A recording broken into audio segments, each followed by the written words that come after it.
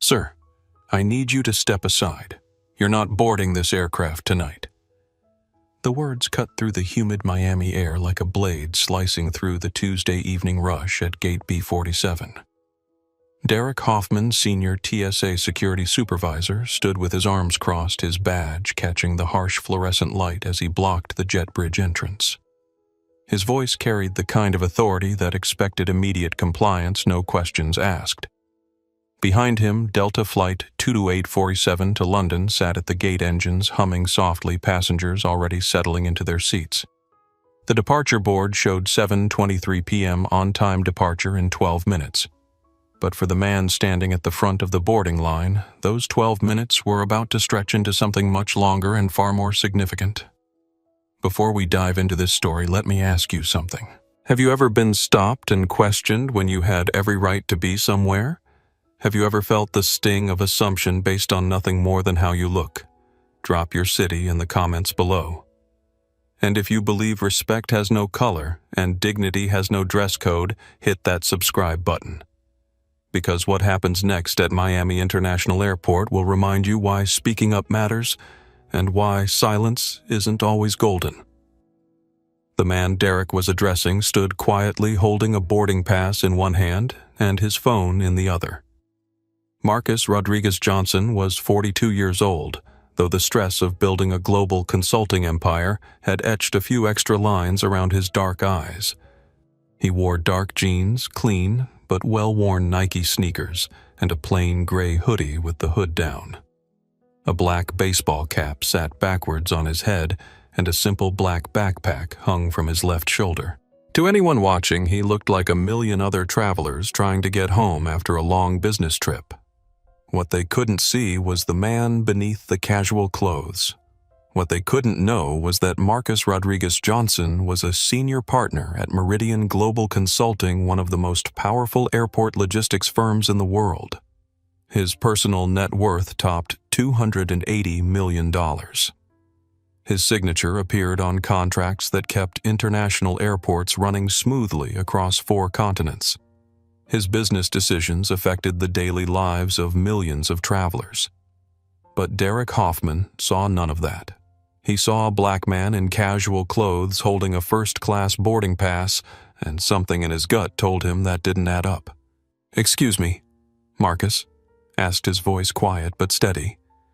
He'd learned long ago that the first response to confrontation should never be escalation. "I have my boarding pass right here. Seat 2A. Derek glanced at the boarding pass without really looking at it. "I'm going to need you to step over here for additional screening." He gestured toward a small area beside the gate podium. "Random selection." Random. The word hung in the air like smoke. Marcus had heard it before. He'd heard it when he was 23, trying to enter a corporate event where he was the youngest senior analyst in attendance. The security guard had looked at his lanyard, looked at his face, and said he needed additional verification that he belonged in the executive conference room. Marcus had stood there for 15 minutes while white colleagues walked past without a second glance until his boss finally came looking for him. He'd heard it again at 31 when airport security in Chicago had randomly selected him for extra screening on 3 consecutive business trips. Each time they'd asked him whose company credit card he was using. Each time they'd questioned whether the business cards in his wallet were really his. Each time they'd made him miss his flight while they verified information they could have confirmed with a simple computer check. But Marcus had learned something important in those moments of humiliation. He'd learned that fighting fire with fire only created bigger fires. He'd learned that quiet dignity was a more powerful weapon than loud outrage. And he'd learned that the people with the power to change things were usually watching from the sidelines, waiting to see how situations played out before they chose a side. Random selection, Marcus repeated, nodding slowly. Of course. Behind Derek, the gate area was filling with passengers. Maria Gonzalez, the gate agent, looked up from her computer screen with concern creasing her forehead. She'd been working for Delta for 6 years, and she knew Derek's random selections weren't random at all. In her time at Gate B-47, she'd seen him pull aside 17 passengers for additional screening. 15 of them had been people of color. but speaking up against security meant putting her job at risk, and she had 2 kids to feed. Near the back of the boarding line, James Rivera pulled out his phone. He'd been traveling for work for 15 years, and he recognized the pattern unfolding in front of him. As a Hispanic man who'd built his own social media marketing company from nothing, he understood the power of documentation. His finger hovered over the Instagram Live button as he watched Derek escort Marcus to the side. "Something's happening here at MIA," James whispered to his phone camera. "Gate B47. Y'all need to see this." Sarah Kim, a 26-year-old business consultant traveling to London for a client meeting, stood 3 people behind James in line. She watched the interaction with growing unease. She'd been on the receiving end of discrimination herself, questioned at hotels and restaurants about whether she really had reservations. Something about Derek's posture, the way he was treating Marcus like a suspect rather than a passenger, made her stomach turn. Robert Taylor, a 52-year-old insurance executive from Atlanta, had a different reaction. He'd been traveling first class for 20 years, and he'd seen his share of people trying to game the system. Fake tickets, stolen credit cards, elaborate scams. From where he stood, Derek was just doing his job. Security was important, even if it occasionally inconvenienced people. Better safe than sorry, he thought. "Sir, I'm going to need to see some additional identification," Derek said, pulling out a small tablet. "And I'll need to verify your ticket purchase." Marcus reached into his back pocket and produced his wallet. His driver's license showed his full name, Marcus Antonio Rodriguez Johnson. His address was listed in Coral Gables, one of Miami's most expensive neighborhoods. He handed the license to Derek, along with his boarding pass. Derek studied the documents with exaggerated care, as if he were examining evidence at a crime scene. "Marcus Rodriguez Johnson," he read aloud, mispronouncing both the Rodriguez and emphasizing each syllable like it was foreign. "That's quite a name." "It's my name, Marcus," replied simply. "Where'd you get the ticket?" Derek asked, his finger scrolling across his tablet screen. "I purchased it." "When?" "3 days ago. Online. Through my corporate travel agent." Derek looked up from the tablet. "What company?" "Meridian Global Consulting." "Never heard of it." Derek's tone suggested that if he hadn't heard of a company, it probably wasn't worth knowing about. "What do you do there?" Marcus paused. He could feel the weight of a dozen pairs of eyes on him. The boarding line had stalled, and passengers were starting to crane their necks to see what was happening. He could hear James whispering into his phone camera, and he could see Sarah Kim taking discreet photos with her device. "I'm a senior partner," Marcus said. Derek laughed. Not a polite chuckle, but an actual laugh. "Senior partner, at 42, in consulting." He looked Marcus up and down, taking in the casual clothes, the backpack, the absence of a briefcase, or any visible signs of wealth. "Right." Bradley Morrison, the Delta Gate supervisor, had been watching the interaction from behind the counter. He was 45 years old, had worked for Delta for 22 years, and prided himself on avoiding confrontation whenever possible. His job was to get planes out on time and customers satisfied, not to referee disputes between security and passengers. But the boarding process had stopped, and he was getting nervous about the departure delay. "Is there a problem here?" Bradley asked, approaching Derek and Marcus. "Just verifying some information," Derek replied. "This passenger's story isn't adding up." "What story?" Marcus asked. "I showed you my ID and boarding pass. I answered your questions." "What exactly isn't adding up?"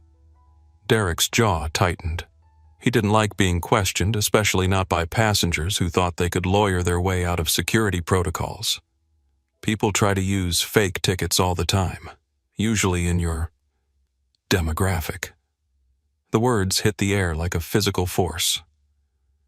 Maria looked up from her computer screen with wide eyes. James's phone camera caught Derek's exact phrasing, and he watched his live viewer count jump from 1-200 to 3-400 in a matter of seconds.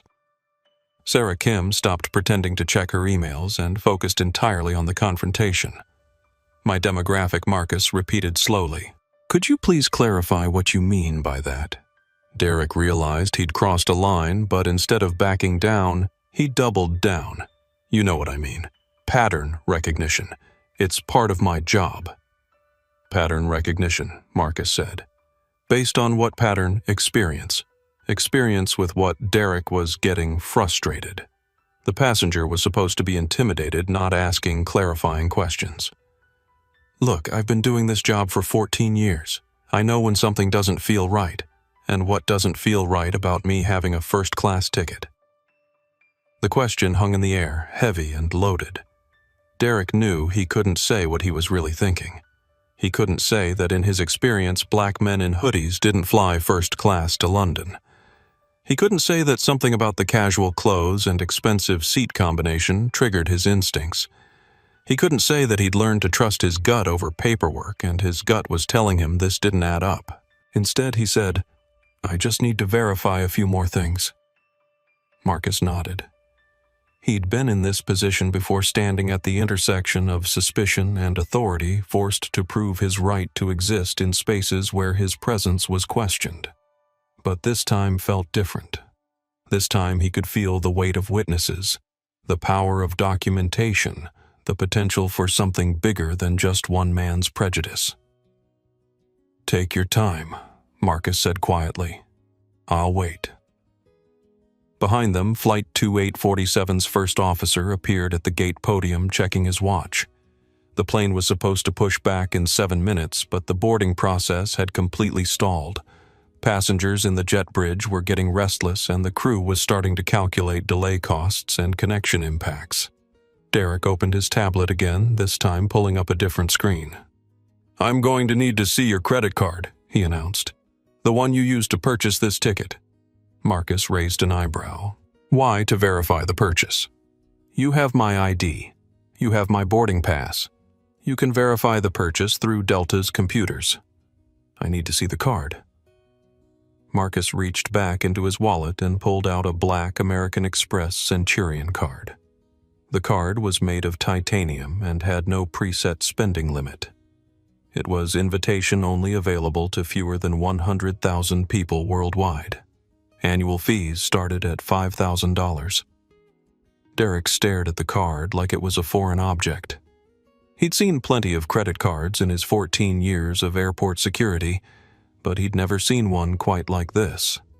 The weight felt wrong in his hands, too heavy for plastic, and the lack of visible numbers or text made it look almost fake. What kind of card is this? He asked. American Express Centurion. Never seen one of these before. They're not common. Derek turned the card over in his hands, looking for some sign that it was counterfeit. How much is the spending limit? There isn't one. Derek's expression shifted. No spending limit meant either unlimited wealth or unlimited fraud.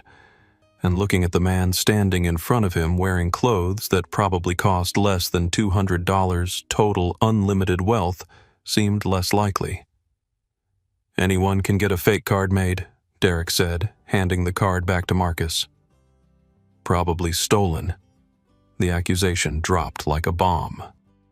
James's live stream viewer count jumped past 800-900 people, and he could see comments flooding in faster than he could read them. Sarah Kim stepped slightly closer, her phone camera now openly recording. Maria's hands froze over her keyboard. Marcus looked at Derek for a long moment. When he spoke, his voice was even quieter than before, but somehow carried more weight. Officer Hoffman, he said, reading Derek's name tag. I understand you're doing your job, but I want to make sure I understand what you're suggesting.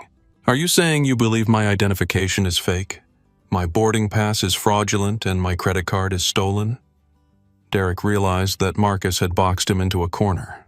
If he said yes, he was making serious accusations that would require paperwork, investigations, and evidence.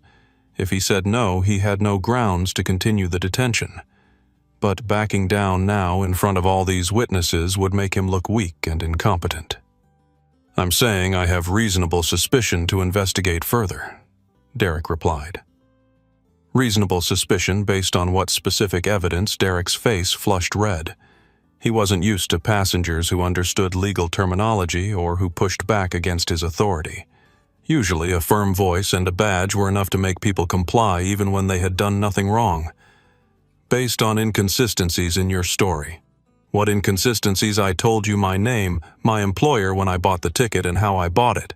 I showed you my ID, boarding pass, and credit card. What part of that is inconsistent?" Derek was trapped and he knew it. But 14 years of unchecked authority don't disappear overnight. Instead of admitting his mistake, he escalated. "Sir, I'm going to need you to come with me for enhanced screening." Enhanced screening meant a private room, a full-body search, and potentially hours of detention while they ran background checks and verified information. It was Derek's nuclear option, the thing he pulled out when passengers refused to cooperate or when he wanted to teach someone a lesson about questioning his authority. Marcus looked at Derek, then at Bradley, then at the growing crowd of passengers and gate agents watching the confrontation. He could feel his phone buzzing in his pocket, probably his assistant wondering why his flight was delayed. He could see the confusion and concern in Maria's eyes, the phone cameras documenting every word, the mix of sympathy and suspicion from the other passengers. He had two choices. He could escalate demand to speak to managers, threaten legal action, and turn this into a public spectacle. Or he could stay calm, let the situation play out, and trust that the truth would eventually surface. Marcus Rodriguez Johnson had built his fortune on reading people and understanding power dynamics. He knew that Derek was operating from a position of assumed authority, but that authority was about to be tested in ways Derek couldn't imagine. "Enhanced screening," Marcus repeated. "For what specific security threat? I'll determine that during the screening process." Marcus nodded slowly, then pulled out his phone. "I need to make a phone call first." Derek's hand moved instinctively toward his radio. "No phone calls during a security investigation.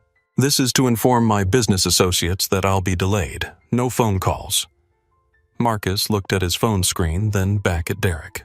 For the first time since the confrontation began, he smiled. It wasn't a happy smile or an angry smile. It was the kind of smile that suggested Derek had just made a very, very big mistake. "Officer Hoffman," Marcus said quietly, "you just denied me the right to a phone call. You've accused me of fraud, theft, and providing false information.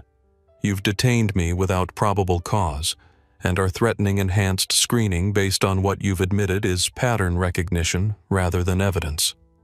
Derek's confidence wavered slightly. The passenger was talking like a lawyer, now using terms that sounded official and threatening. "I'm following proper security protocols," Derek said. "Are you?" Marcus asked. "Because I'm pretty sure proper protocols don't include profiling passengers based on race or assuming their financial status based on their clothing." The word profiling hit the crowd like electricity. James's live stream exploded past 15,000 viewers, and Sarah Kim's hands shook slightly as she continued recording. Maria finally stood up from her chair, her conscience overriding her job security. "Derek," Maria called out softly. "Maybe we should stay out of this," Derek snapped. "This is a security matter." But it was too late. The situation had crossed from a simple travel delay into something much bigger. Passengers were pulling out phones, gate agents were whispering to each other, and somewhere in the administrative offices of Miami International Airport, someone was about to receive a phone call that would change everything. Marcus looked at his phone one more time, then at Derek. "Officer Hoffman," he said in exactly 8 minutes, "you're going to wish you'd let me make that phone call." Derek Hoffman's jaw tightened at Marcus's words, interpreting the quiet prediction as a threat rather than a warning. 14 years of unchallenged authority had taught him that passengers who pushed back were usually hiding something, and passengers who made cryptic statements about timing were definitely worth investigating further. "Is that a threat?" Derek asked, stepping closer to Marcus. "It's a fact," Marcus replied calmly. but since you've denied me the right to make a phone call, I guess we'll both have to find out what happens next." "Let me tell you what happens next," Derek said, pulling out a pair of latex gloves from his belt. "Enhanced screening, full search, background verification. And if anything comes back suspicious, we'll be having a very different conversation." James Rivera watched the confrontation escalate through his phone screen, his live viewer count climbing past 18,000 people. The comments were flooding in so fast he couldn't read them all, but he caught fragments. "This is profiling Sutham. Record everything I've been there. Stay strong, brother. Y'all," James whispered to his camera. "This is exactly what we talk about. Black man, first-class ticket, and suddenly there's a security issue. 18,000 of you watching this happen in real time." Sarah Kim had stopped pretending to mind her own business. Her finger hovered over the Twitter app as she recorded with her other hand, ready to amplify this moment across every social platform she could access. As a Korean-American woman who'd faced her share of assumptions and microaggressions, she recognized the familiar pattern of authority figures manufacturing justifications for bias. "This is wrong," she said loud enough for Derek to hear. Derek turned toward her with irritation. "Ma'am, this doesn't concern you." "Discrimination concerns everyone," Sarah shot back. "And that's exactly what this is." Robert Taylor, the insurance executive, shook his head at Sarah's comment. "The man is just doing his job," he said from his position in line. "Security is important. If this passenger can't handle a few questions, maybe he shouldn't be flying." "A few questions?" Sarah asked, turning to face Robert. "He's shown his ID, boarding pass, and credit card. What else is there to question except the color of his skin?" "That's not what this is about," Robert replied, but his voice lacked conviction. "Then what is it about?" Sarah challenged. Robert looked at Marcus, taking in the casual clothes and backpack, then at the first-class boarding pass. Something did seem off, he had to admit. But as he watched Derek pull on the latex gloves with theatrical precision, he began to wonder if Sarah might be right. Bradley Morrison hovered nearby, checking his watch every few seconds. Flight 22847 was now 7 minutes past its scheduled boarding time, and he could see passengers in the jet bridge starting to return to the gate area. Delays meant paperwork explanations to corporate potential domino effects on connecting flights. But intervening in a security matter meant stepping into territory that could end his career. Derek Bradley said quietly, "Maybe we could move this somewhere more private. We've got a full flight here." Derek ignored him, focused entirely on Marcus. "I need you to empty all your pockets and place everything on this table," he said, gesturing to a small security table that had been wheeled over from the TSA checkpoint. Marcus looked at the table, then at the growing crowd, then back at Derek. "You want me to empty my pockets in front of 50 passengers? You should have thought about privacy before you started making threats." "I didn't make threats. I made observations. Empty your pockets, sir." Marcus sighed and began removing items from his pockets. His phone, a slim wallet, car keys, a small tube of lip balm, 2 pens, and a pack of gum. Nothing suspicious, nothing threatening, nothing that suggested fraud or criminal activity. Derek examined each item with exaggerated care, as if the lip balm might contain state secrets or the pens might be explosive devices. When he picked up Marcus's phone, he turned it over in his hands like it was evidence. "This is an expensive phone," Derek observed. "It's an iPhone," Marcus replied. "Latest model." "Yes. How does a consultant afford a $1,200 phone?" The question hung in the air, heavy with implication. James's live stream comments exploded with outrage. Sarah Kim shook her head in disgust. Even Robert Taylor shifted uncomfortably at the obvious bias in the question. "The same way anyone else affords a $1,200 phone," Marcus said. "They buy it." Derek wasn't satisfied. "What kind of consulting do you do exactly? Airport logistics and operations management." "What does that mean?" Marcus paused, considering how much to reveal. "We help airports optimize their operations. Passenger flow, cargo handling, security protocols, facility management. Security protocols. Derek's interest sharpened. What kind of security protocols? The kind that ensure passengers are treated fairly and efficiently while maintaining safety standards. Derek's face darkened. He was starting to get the feeling that this passenger was mocking him somehow, using fancy words to make him look stupid in front of the crowd. "I've never heard of your company," Derek said. "That doesn't surprise me," Marcus replied. The comment wasn't meant as an insult, but Derek took it as one. His authority was being questioned, his knowledge was being dismissed, and his professional competence was being undermined in front of a growing audience. It was time to reassert control. "I'm going to need to search your bag," Derek announced. Marcus gestured to his backpack.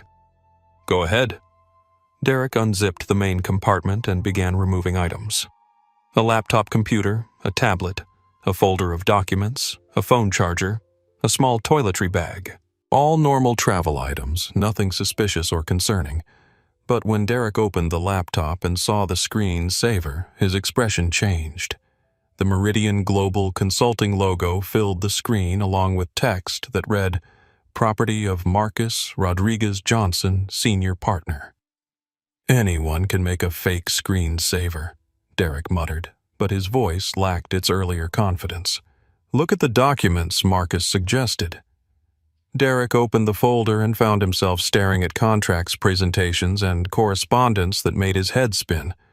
Airport authority agreements, government consulting contracts, technical specifications for security equipment, financial projections involving hundreds of millions of dollars. One document in particular caught his attention, a consulting proposal for Miami International Airport outlining $800 million in renovation and upgrade projects. Marcus's signature appeared at the bottom as the lead consultant. Derek stared at the document, his mind struggling to process what he was seeing. This couldn't be right. The man standing in front of him wearing jeans and sneakers couldn't possibly be involved in $800 million airport projects. But the documents looked real. The signatures looked authentic, and the level of detail suggested insider knowledge that couldn't be easily faked. "These are probably stolen," Derek said, but even he didn't sound convinced. From whom, Marcus asked. Derek didn't have an answer for that. Maria Gonzalez watched the interaction with growing horror. She'd seen Derek's random selections before, but never anything this blatant or this public. The passenger had done nothing wrong, shown all the required documentation, and even submitted to searching that went well beyond normal protocols. But Derek seemed determined to find anything that would justify his initial suspicion. Derek, Maria said again, more firmly this time. "I think we should, Maria." "I told you to stay out of this," Derek snapped, "unless you want to explain to management why you're interfering with a security investigation." The threat was clear and Maria fell silent. But her silence felt different now, not compliant but calculating. She pulled out her own phone and began typing rapidly. Derek turned his attention back to Marcus's belongings, examining business cards that identified Marcus as a senior partner at Meridian Global Consulting. The cards were high-quality, professionally printed, and featured contact information, including a direct phone number and corporate email address. "Anyone can print business cards," Derek said, echoing his earlier statement about fake tickets and stolen credit cards. "Call the number Marcus suggested." "What? Call the number on the business card. Verify that I work there." Derek looked at the card, then at Marcus, then at the growing crowd of passengers and airline staff watching the confrontation. Calling to verify employment was a reasonable step, but it would also mean admitting that he'd detained a passenger for 15 minutes without taking the most basic verification step available. "I don't have time for phone calls," Derek said. "You have time to search through my personal belongings and question my right to fly first class. But you don't have time to make a 30-second phone call that would confirm everything I've told you." Derek's face flushed red. The passenger was making him look incompetent in front of dozens of witnesses, and the worst part was that the passenger was right. A simple phone call would resolve everything, but making that call would also reveal that Derek had been operating on assumption and bias rather than proper procedure. James Rivera couldn't stay silent any longer. "Sir," he called out to Derek, "I'm live streaming this to over 20,000 people right now. You might want to make that phone call." Derek whirled around to face James. "Turn off that camera." "No, sir. I'm in a public area documenting what appears to be discriminatory treatment. This is a security matter. No recording allowed. Show me the law that says I can't record in a public area of an airport," James challenged. Derek couldn't because no such law existed. Passengers had the right to record in public areas of airports, and Derek knew it. But James's live stream meant that this confrontation was being broadcast to thousands of people in real time, creating a permanent record that could be used against him later. "How many people are watching?" Sarah Kim asked James. 22,000 and climbing," James replied. "Comments are going crazy. People sharing their own stories of being profiled at airports. This is blowing up." Derek's radio crackled to life. "Derek, this is Control. We're getting calls about a situation at Gate B47. Status report." Derek grabbed his radio, turning away from the crowd. "Minor security verification in progress. Situation under control. Reports suggest passenger recording and social media activity. Supervisor en route." Derek's stomach dropped. A supervisor meant questions paperwork and accountability for his actions. If this turned into a discrimination complaint, his 14-year career could be in jeopardy. "Copy that," Derek replied into his radio. Marcus had been listening to the radio exchange with interest. "Supervisor en route," he repeated. "Good. Maybe they'll be more interested in following proper procedures." "I am following proper procedures," Derek insisted. "Are you? Because I'm pretty sure proper procedures don't include refusing verification phone calls, conducting public searches without probable cause, and denying passengers their right to record in public areas." Derek was trapped, and he knew it. Every move he made was being documented, broadcast, and scrutinized by thousands of people. But backing down now would mean admitting that he'd been wrong from the beginning, and Derek Hoffman had never been good at admitting mistakes. Instead, he doubled down. "Sir, based on suspicious documentation, inconsistent behavior, and failure to provide satisfactory verification of identity and travel purpose, I'm placing you under airport security detention pending further investigation." The words hit the crowd like a physical blow. James's live stream comments erupted with outrage. Sarah Kim gasped audibly. Even Robert Taylor, who had been inclined to support security, looked uncomfortable with the escalation. But it was Maria Gonzalez who finally found her voice. "Derek, stop!" she said, standing up from behind the gate counter. "Just stop!" Derek turned toward her with fury in his eyes. "Maria, I warned you!" "No," Maria interrupted, her voice stronger now. "You warned me, but I'm done being quiet. I've watched you do this 17 times in the past 6 months. 17 passengers pulled aside for random screening, and 15 of them looked exactly like this gentleman. That's not random, Derek. That's profiling." The crowd went silent. Even James's live stream comments seemed to pause as viewers absorbed Maria's words. 17 times. 15 minorities. The pattern was undeniable. Derek's face went pale, then red, then pale again. "You don't know what you're talking about." "I know exactly what I'm talking about," Maria replied. "I keep records, Derek. Every passenger interaction, every delay, every complaint. And your pattern is crystal clear." She turned to her computer and began typing rapidly. "Mr. Rodriguez Johnson," she said, "I'm pulling up your reservation right now. Full verification through Delta's corporate systems." Derek lunged toward Maria's computer. "You don't have authorization." "I have authorization to verify passenger reservations," Maria said firmly. "It's literally my job." She turned the computer screen so the crowd could see it. "Marcus Rodriguez Johnson, First class seat 2A. Purchased through Meridian Global Consulting corporate account. Payment verified. No flags or alerts in the system.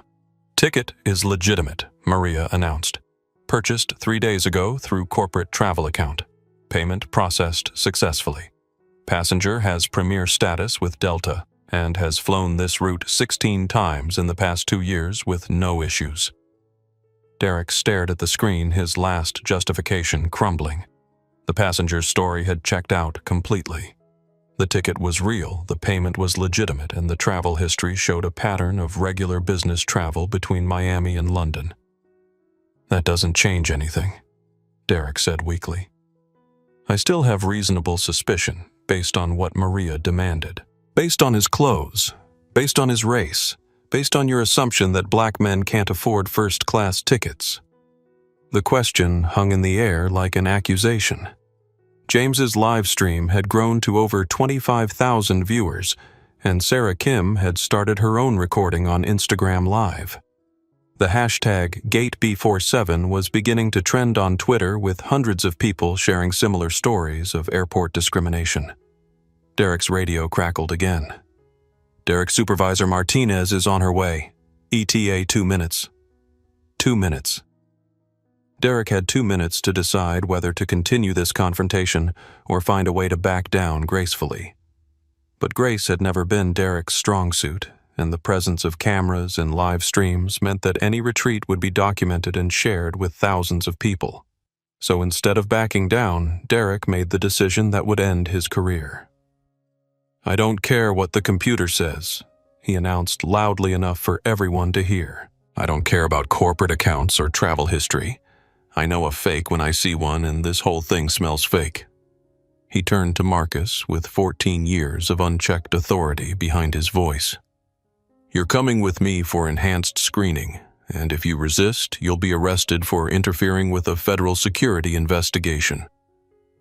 Marcus looked at Derek for a long moment, then at Maria, then at the dozens of passengers and airline staff watching the confrontation. When he spoke, his voice was so quiet that people had to strain to hear him, but his words carried a weight that made everyone lean forward. Officer Hoffman Marcus said you just made the biggest mistake of your professional life.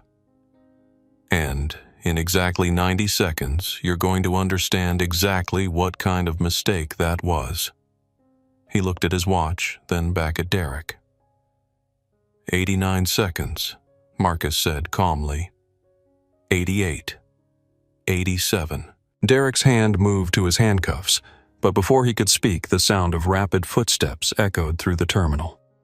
Multiple sets of footsteps, moving fast, coming from the direction of the airport's administrative offices.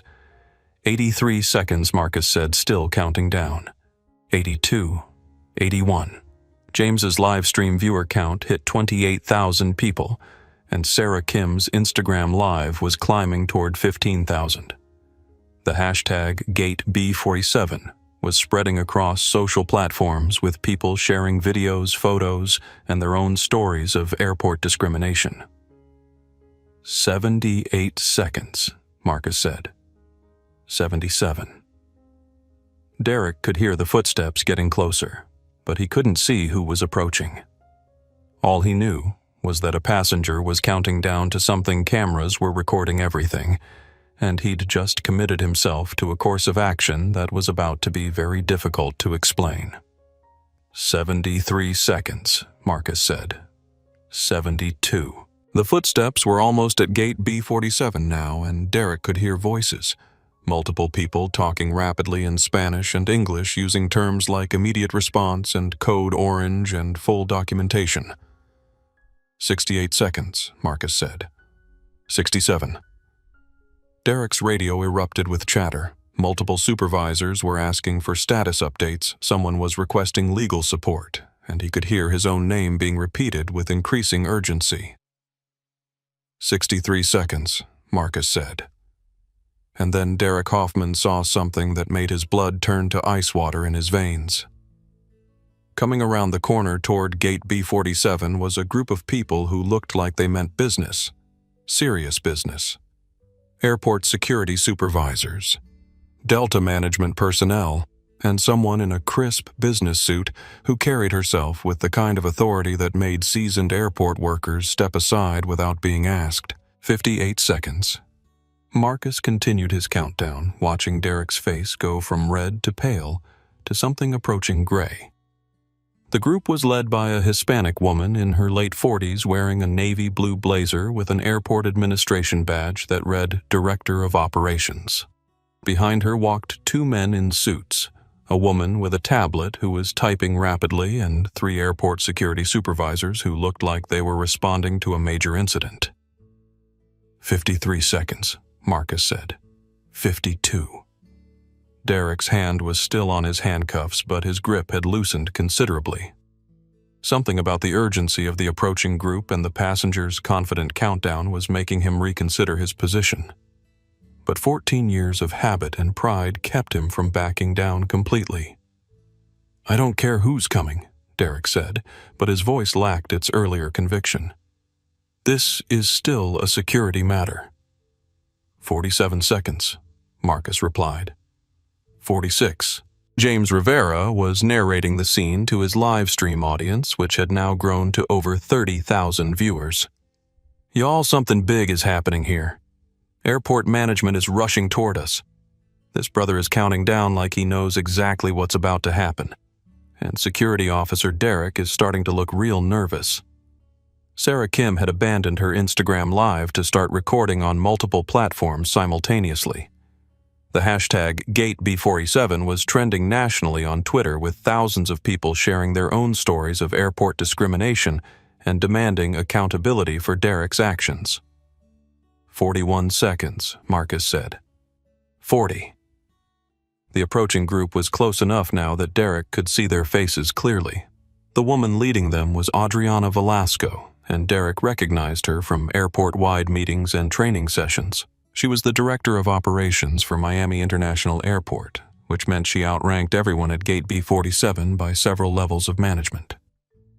36 seconds, Marcus said. Behind Adriana walked Carlos Martinez, Derek's own supervisor, along with two men Derek had never seen before, but who carried themselves like federal agents or corporate investigators. The woman with the tablet was still typing furiously, and Derek could see her holding a phone to her ear while she worked. 31 seconds, Marcus said. 30. Derek's radio exploded with chatter. "All units code orange at Gate B47. Repeat code orange. Full documentation protocol in effect. All interactions to be recorded and preserved. Code orange."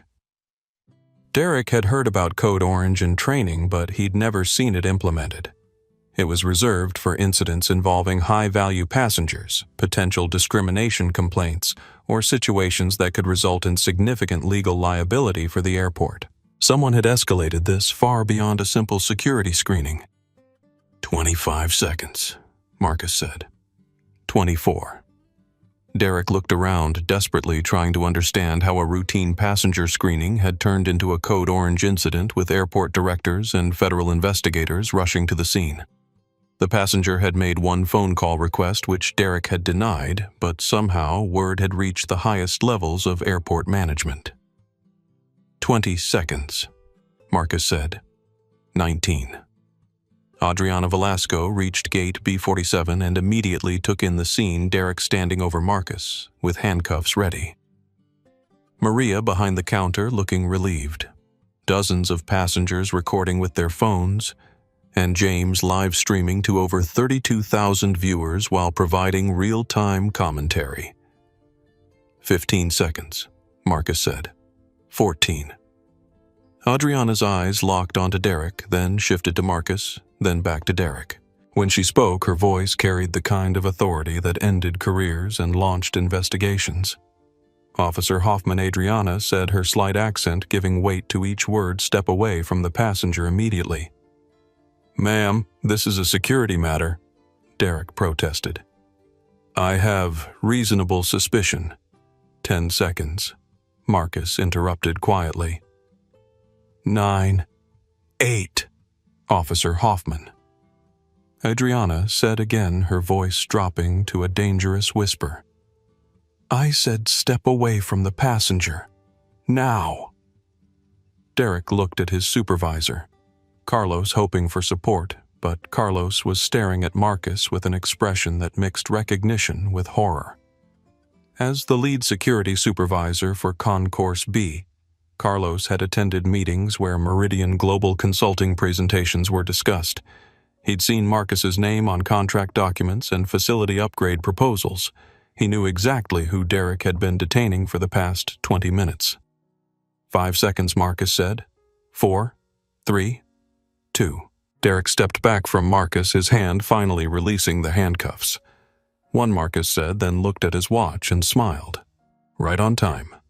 Adriana approached Marcus directly, her entire demeanor shifting from authoritative to apologetic.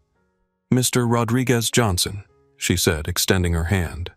I am Adriana Velasco, Director of Operations for Miami International Airport. I cannot express how sorry I am for this incident. The revelation hit the crowd like a lightning strike. Derek's face went completely white. James's live stream comments exploded with reactions. Sarah Kim audibly gasped. Even Robert Taylor, who had been skeptical of discrimination claims, began to understand the magnitude of what had just happened. Mr. Rodriguez Johnson. Derek repeated weakly, suddenly recognizing the name from briefings and airport management meetings he'd attended over the years. Yes, Adriana confirmed, still speaking to Marcus. Senior partner at Meridian Global Consulting. Lead consultant on our $800 million terminal renovation project. The man whose signature appears on security protocol recommendations that we implement airport-wide. She turned to Derek with fury in her eyes. The man you just detained, searched, and threatened to arrest for the crime of flying first class while black. Derek's legs felt weak. Marcus Rodriguez Johnson wasn't just any passenger. He was one of the most important business partners Miami International Airport had. His company designed security protocols, managed facility upgrades, and consulted on operational efficiency for airports across 4 continents. His recommendations influenced how millions of passengers were treated every day, and Derek had spent 20 minutes treating him like a criminal. I didn't know, Derek stammered. You didn't know because you never asked the right questions, Adriana replied sharply. You made assumptions based on appearance. You ignored proper verification procedures, and you escalated a routine passenger interaction into a potential federal discrimination case. Carlos stepped forward, his face grim.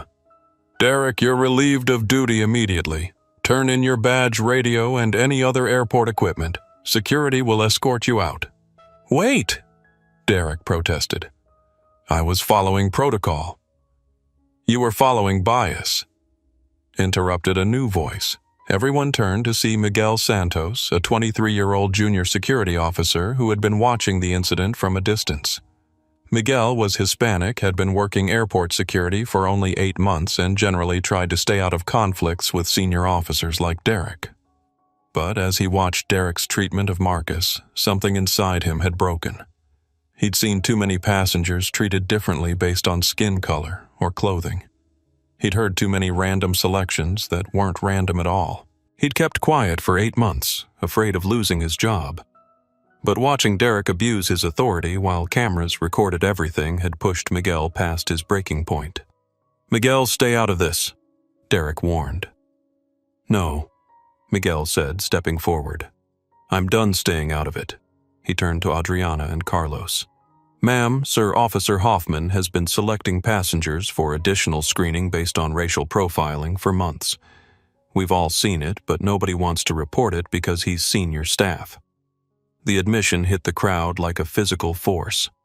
James's live stream viewer count jumped past 35,000, and Sarah Kim immediately started a new Instagram post with Miguel's confession as the caption. What do you mean you've all seen it? Adriana demanded. Miguel swallowed hard, knowing his next words would change everything. We're trained to watch for inconsistencies, right? Expensive tickets with casual appearance, designer clothes that don't match credit card types, passengers who seem nervous or out of place, Those are legitimate security indicators, Carlos said. But that's not how it gets applied, Miguel replied. Officer Hoffman and some others, they use it to target minorities. If a young black guy has a first-class ticket, that's inconsistent. If a Hispanic woman is wearing expensive jewelry but casual clothes, that's suspicious. If someone speaks with an accent but has a high-value credit card that's worth investigating. Derek's face was now completely gray. Miguel was exposing years of unwritten policies and informal practices that Derek had assumed would never be questioned. That's not how I was trained, Derek protested weakly. Maybe not officially, Miguel said, but it's what happens in practice. You told me last month that experience teaches you to trust your instincts about people. You said that paperwork can be faked, but behavior patterns don't lie. Miguel turned to Marcus. Sir, I'm sorry we put you through this. You didn't deserve it. Nobody deserves it. Adriana's expression had shifted from angry to horrified as she began to understand the scope of the problem. This wasn't just one officer making one mistake. This was a pattern of discriminatory behavior that had been normalized and passed down through informal training. Mr. Rodriguez-Johnson, she said, would you be willing to discuss this incident in detail with our investigation team? Marcus looked at Derek, who was now slumped against a nearby chair, his 14-year career collapsing around him. Then he looked at Miguel, who had risked his job to tell the truth. Finally, he looked at the dozens of passengers who had witnessed the entire confrontation and the thousands more watching through live streams. I'll do more than discuss it, Marcus said quietly. I'll help you fix it. He pulled out his phone and showed Adriana a screen that made her eyes widen. It was an app interface labeled Meridian Bias Detection System with real-time data streaming across multiple categories: interaction duration, passenger demographics, screening frequency, and outcome patterns. We've been tracking airport security interactions for 6 months, Marcus explained. AI-powered analysis of passenger treatment patterns across 12 major airports. Miami International was flagged as having significant bias indicators, particularly in Concourse B. Adriana stared at the data. The patterns were undeniable. Officer Derek Hoffman had conducted additional screenings on 47 passengers in the past 6 months. 43 of them were minorities. Average screening time for white passengers, 3.2 minutes. Average screening time for black passengers, 12.7 minutes. Average screening time for Hispanic passengers, 9.4 minutes. This data, Adriana said slowly. How long have you been collecting it? 6 months of passive monitoring, Marcus replied. We don't interfere with airport operations. We just document interaction patterns and identify statistical anomalies that suggest bias. Derek finally understood what had happened. He hadn't just randomly selected a passenger for additional screening. He had selected the one passenger in the airport who was actively monitoring and documenting discriminatory treatment patterns. He had walked directly into a trap that had been 6 months in the making. James Rivera was narrating the revelation to his live stream audience in real time. Y'all, this is incredible. This brother wasn't just a random passenger. He's been tracking airport discrimination with AI technology. He caught them in their own bias pattern. This is next-level justice right here. The hashtag bias detection system started trending alongside Gate B47, with tech industry professionals and civil rights advocates sharing the story across their networks. Within minutes, major news outlets were picking up the story, and airport security discrimination was becoming a national conversation. Sarah Kim looked at her phone and gasped. This story is on CNN's homepage, she announced. BBC International just tweeted about it. This is going worldwide. Carlos looked at Derek with a mixture of disappointment and fury. 14 years, Derek. 14 years of service, and this is how it ends. I was doing my job, Derek said weakly. No, Carlos replied. You were doing your bias. There's a difference. Adriana turned to the crowd of passengers and airline staff who had gathered around gate B47. Ladies and gentlemen, Miami International Airport sincerely apologizes for this incident. Officer Hoffman's behavior does not represent our values or our commitment to treating all passengers with dignity and respect. She looked directly at the phone cameras. To everyone watching this live stream, please know that we take discrimination seriously and we will be implementing immediate changes to ensure this never happens again. Marcus stepped forward. Ms. Velasco, I appreciate the apology, but apologies don't change behavior patterns. What changes behavior is accountability training and monitoring. Are you willing to implement those changes? Adriana nodded immediately. Absolutely. What do you recommend? Marcus smiled for the first time since the incident began. Let's start with real-time bias detection technology in all screening areas. Cameras with AI analysis that can identify discrimination patterns as they happen, not 6 months later. You can do that. We can have the system installed and operational within 2 weeks. Derek listened to the conversation with growing horror. Not only was his career over, but his discriminatory behavior was about to become the catalyst for airport-wide policy changes that would prevent future officers from repeating his mistakes. Officer Hoffman, Adriana said, turning back to Derek, "You are terminated immediately. Your airport access is revoked, and this incident will be reported to the Department of Homeland Security for potential federal civil rights violations." Derek's badge and radio felt heavy in his hands as he removed them. 14 years of authority gone in 20 minutes, all because he couldn't see past his own assumptions about who belonged in first class. Ma'am Miguel spoke up again. There are other officers who use the same methods. This isn't just Officer Hoffman. Adriana's expression hardened. Then we'll find them all. Mr. Rodriguez Johnson.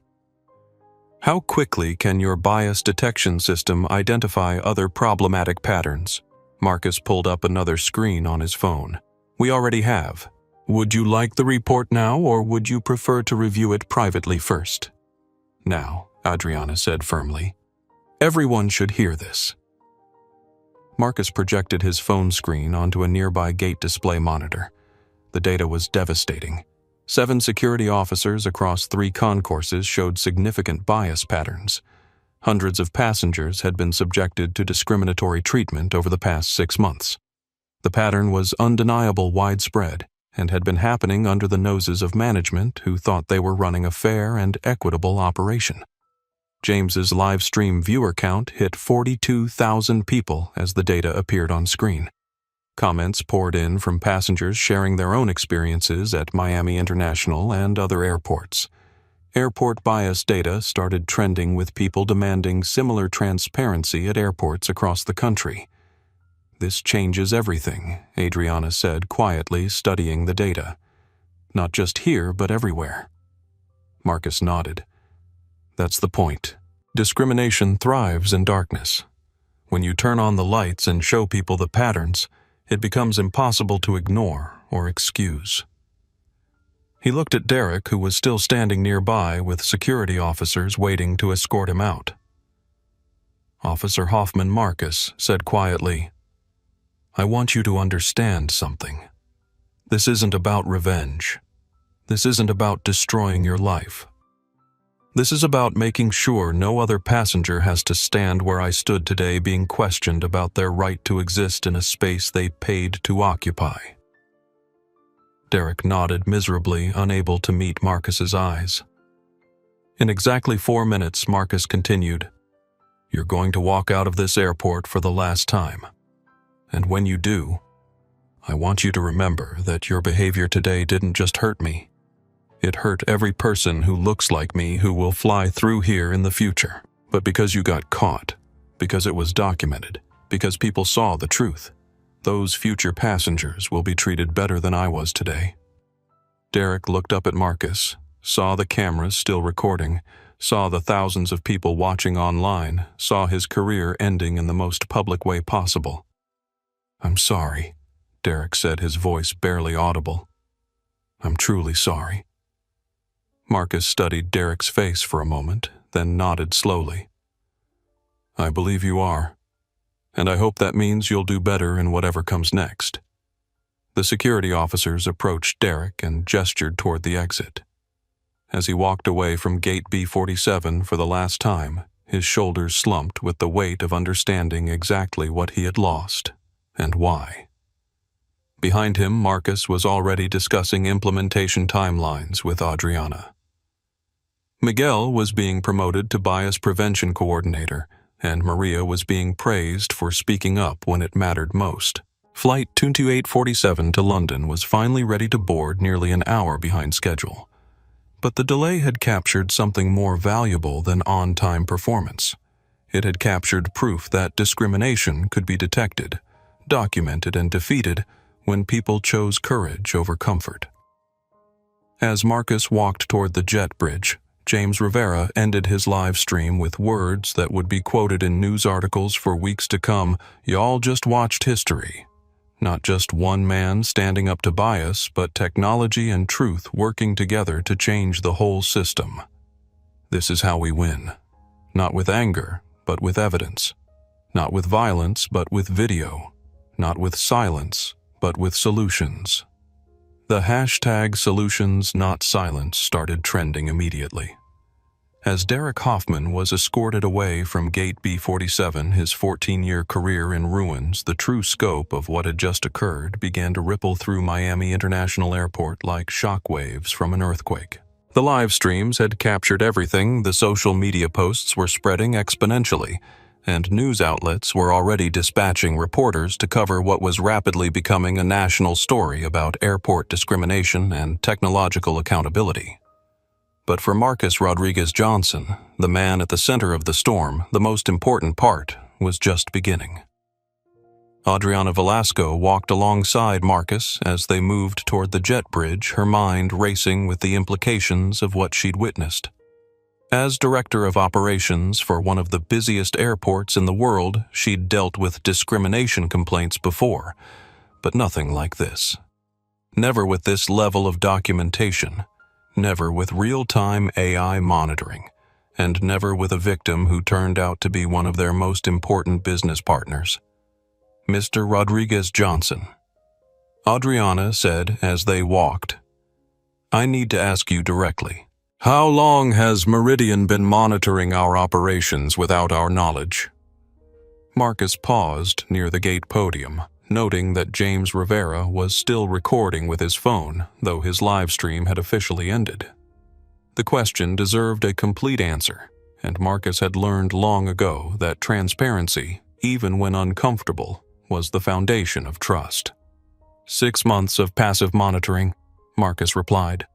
But not just Miami International. 12 major airports across the country, all with similar bias detection protocols. Adriana stopped walking. 12 airports. 12 airports tracking over 200,000 security interactions, identifying patterns of discriminatory treatment that airport management wasn't aware of or wasn't addressing effectively. Carlos Martinez, Derek's former supervisor, had been following the conversation with growing unease. Are you saying you've been spying on airport security operations without authorization?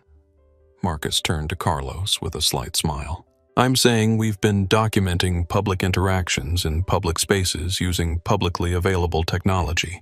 Everything we recorded could have been observed by any passenger with a phone camera and a calculator. But the AI analysis, the pattern recognition, the real-time monitoring Carlos pressed, that goes beyond casual observation. It does. Marcus agreed, and that's precisely why it's effective at identifying discrimination that casual observation might miss. Sarah Kim, who had been listening to the conversation while uploading her recordings to multiple social media platforms, looked up from her phone with confusion. Wait, you're saying you've been tracking discrimination at 12 airports? How is that legal? Marcus pulled out his phone and opened an app that displayed legal documentation. Meridian Global Consulting maintains public safety research contracts with the Department of Homeland Security, the Transportation Security Administration, and the Federal Aviation Administration. Our mandate includes monitoring passenger treatment patterns to identify security vulnerabilities and operational inefficiencies. Adriana's eyes widened as she recognized the federal authorization logos on Marcus's phone screen. You're conducting federal oversight of airport operations. Among other things, yes. And Miami International just failed a federal oversight test. Spectacularly, Marcus confirmed. The implications hit Adriana like a freight train. Federal oversight meant federal reporting requirements. Federal reporting meant potential federal sanctions. Potential federal sanctions meant congressional hearings, media scrutiny, and possible federal intervention in airport management. How bad is it? Adriana asked quietly. Marcus showed her his phone screen again, this time displaying a comprehensive report that made her face go pale. Miami International Airport ranked 4th worst among major U.S. airports for racial bias in security screening. The patterns were so pronounced that they suggested institutional failure rather than individual bad actors. 4th worst, out of how many, Adriana asked. 57 major airports. Adriana closed her eyes and took a deep breath. What happens now? That depends on how you want to handle it, Marcus replied. We can issue a standard federal oversight report that goes through normal bureaucratic channels and gets buried in committee reviews for 18 months. Or we can implement immediate corrective measures that turn Miami International into a model for bias-free airport security. What's the difference? Marcus gestured to James Rivera, who was still documenting the conversation, and to Sarah Kim, whose social media posts had already been shared thousands of times. The difference is that this incident has already gone viral. The world is watching. You can either be the airport that got caught discriminating and tried to cover it up, or you can be the airport that got caught discriminating and led the industry in fixing the problem. Maria Gonzalez, who had been watching the conversation from behind the gate counter, stepped forward with her computer tablet. Ms. Velasco, if I may, I think Mr. Rodriguez Johnson is offering us something unprecedented. What do you mean? Adriana asked. I've been keeping informal records of passenger interactions for 2 years, Maria explained. I've seen patterns, but I've never had the tools or authority to address them. What he's describing could prevent every incident like this from happening again. Miguel Santos, the junior security officer who had exposed Derek's discriminatory practices, joined the group. Ma'am, if we could see bias patterns in real time, if we could get alerts when interactions go on too long or when certain officers are disproportionately targeting minorities, it would change everything. Marcus nodded approvingly. That's exactly what the system does. It monitors interaction duration, passenger demographics, screening frequencies, and outcome patterns. When an officer starts showing bias indicators, the system flags it immediately. And then what Carlos asked, immediate supervisor notification, mandatory retraining peer review, and if the patterns continue, permanent removal from passenger-facing duties. Adriana was beginning to understand the scope of what Marcus was offering. You're talking about real-time accountability for every security interaction. I'm talking about making bias impossible to hide and expensive to maintain, Marcus replied. When discrimination becomes visible and measurable, it becomes unacceptable. James Rivera, who had been listening to the technical discussion, raised his hand like a student in class. Excuse me, but I think y'all are missing something important here. Everyone turned to look at him. Sir James said to Marcus, You just got racially profiled, detained, searched, and threatened with arrest on camera in front of 45,000 people. You proved that airport security has institutional bias problems, and now you're offering to help them fix it instead of suing them into bankruptcy. Why? The question hung in the air, heavy with implication. Marcus looked at James, then at the assembled airport staff, then at Sarah Kim, who was recording his answer for social media. Because suing them into bankruptcy doesn't fix the problem for the next passenger who looks like me. Marcus said simply, Revenge is personal. Justice is universal. I want universal justice. Sarah Kim lowered her phone, clearly moved by the response. That's actually beautiful. It's also practical, Marcus added. Meridian Global Consulting makes money by solving problems, not by creating them. Fixing airport bias is a multi-million-dollar business opportunity. Helping Miami International become a model for bias-free operations gives us a proof of concept we can sell to every other airport in the world. Adriana's respect for Marcus deepened as she understood his strategy. He wasn't just a victim seeking vindication. He was a businessman who had turned his own discrimination experience into a market opportunity for positive change. Mr. Rodriguez Johnson. Adriana said what would implementation look like. Marcus opened another app on his phone, this one showing detailed implementation timelines and cost projections. 2 weeks for basic bias detection cameras in all security screening areas. 4 weeks for full AI integration with real-time alerts. 6 weeks for comprehensive training programs and accountability protocols. Cost $2.3 million for full implementation, but that's partially offset by federal grants for bias prevention technology and fully offset by avoiding the legal liability costs of continued discriminatory practices. Carlos whistled softly. You've really thought this through. We've been planning this for 6 months, Marcus replied. The only question was which airport would be first. And Derek just volunteered Miami International, Adriana said with dark humor. Derek made it impossible for you to say no, Marcus corrected. When bias becomes visible, denial becomes impossible. Miguel stepped forward again. Sir, what about the officers who were already using discriminatory practices? The data you showed identified 7 people across 3 concourses. Marcus looked at Miguel with approval. That's an excellent question, and it demonstrates exactly why you should be promoted to Bias Prevention Coordinator. Miguel looked shocked. You, Marcus, confirmed. You had the courage to speak up when it mattered. You understood the difference between following orders and doing what's right. Those are exactly the qualities needed for bias prevention work. Adriana nodded immediately. Miguel, effective, immediately. You're promoted to Bias Prevention Coordinator with a 30% salary increase and direct reporting to my office. Miguel's eyes filled with tears. Ma'am, Thank you. I won't let you down. You've already proven you won't, Marcus said. Speaking truth to power is never easy, but it's always necessary. Carlos looked uncomfortable as he processed the implications for his other security officers.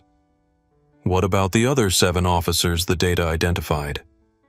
Immediate suspension pending investigation, Adriana said firmly. Full review of their interaction patterns, passenger complaints, and compliance with bias prevention training. And if the investigation confirms discriminatory patterns, Carlos asked. Termination, Adriana replied without hesitation. We cannot and will not tolerate discrimination in any form. Marcus held up his phone again. The investigation is already complete. The data is comprehensive and conclusive. All 7 officers show clear patterns of racial bias in their screening practices. Carlos's face fell as he realized that 7 of his security officers were about to lose their jobs. Is there any possibility of retraining or second chances? There are 43 passengers who were discriminated against over the past 6 months, Marcus replied. Did any of them get second chances when they were profiled, detained, and humiliated? Why should their attackers get more consideration than their victims received? The question silenced Carlos completely. He knew Marcus was right, but it was still difficult to accept that his department was about to lose 8 security officers in a single day. Sarah Kim had been recording the entire conversation, and she looked up from her phone with amazement. This is incredible. You're not just fixing one incident, you're changing the entire system. That's the goal Marcus confirmed. Individual accountability creates universal change. James Rivera nodded enthusiastically. Man, this is like watching justice happen in real time. Not just punishment for the bad actors, but actual solutions for the future. He turned to his phone camera, which he'd been using for informal recording since his official live stream ended. Y'all, I'm going to be honest with you. I came to Miami today thinking I was just traveling for business, but I ended up witnessing something historic. This brother didn't just stand up to discrimination. He dismantled it. Adriana looked at her watch and realized that Flight 22847 to London had been delayed for over an hour. Mr. Rodriguez Johnson, I know you have a flight to catch. How would you like to proceed? Marcus smiled. I'd like to board my flight, sit in seat 2A, and fly to London. But first, I'd like to make sure this conversation continues after I leave. What do you mean? Marcus handed Adriana a business card with contact information for 3 Meridian Global Consulting team members. Implementation team. They'll be here tomorrow morning to begin installing the bias detection system. The federal oversight report will be filed on Friday, and congressional hearings on airport discrimination are scheduled for next month. Adriana stared at the business card. Congressional hearings. This incident was documented, broadcast live, and viewed by over 45,000 people. Senator Martinez's office called me 20 minutes ago asking if I'd be willing to testify about airport discrimination patterns. And will you? Absolutely. But I'd prefer to testify about solutions rather than just problems.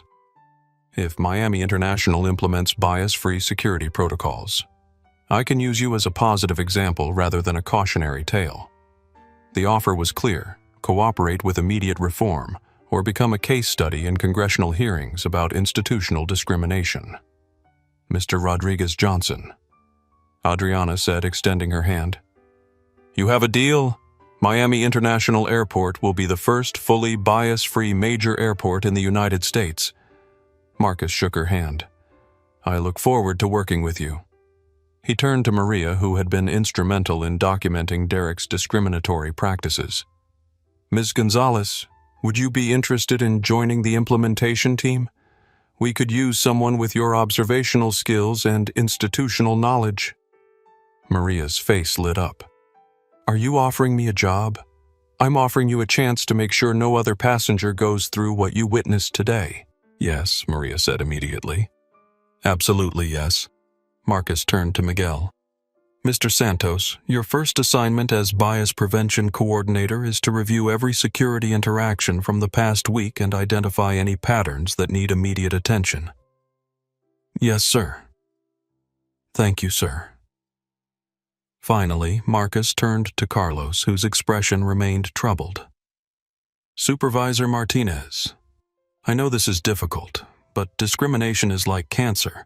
You can't cure it by ignoring it or treating only the symptoms. You have to remove it completely. Carlos nodded reluctantly. I understand. It's just 8 officers in one day. 8 officers who were discriminating against passengers in one day, Marcus corrected. The question isn't why we're removing them. The question is why they weren't removed sooner. Carlos had no answer for that. Adriana checked her watch again. Mr. Rodriguez Johnson, your flight is boarding final call. Marcus looked toward the jet bridge, where a small group of passengers were still waiting to board.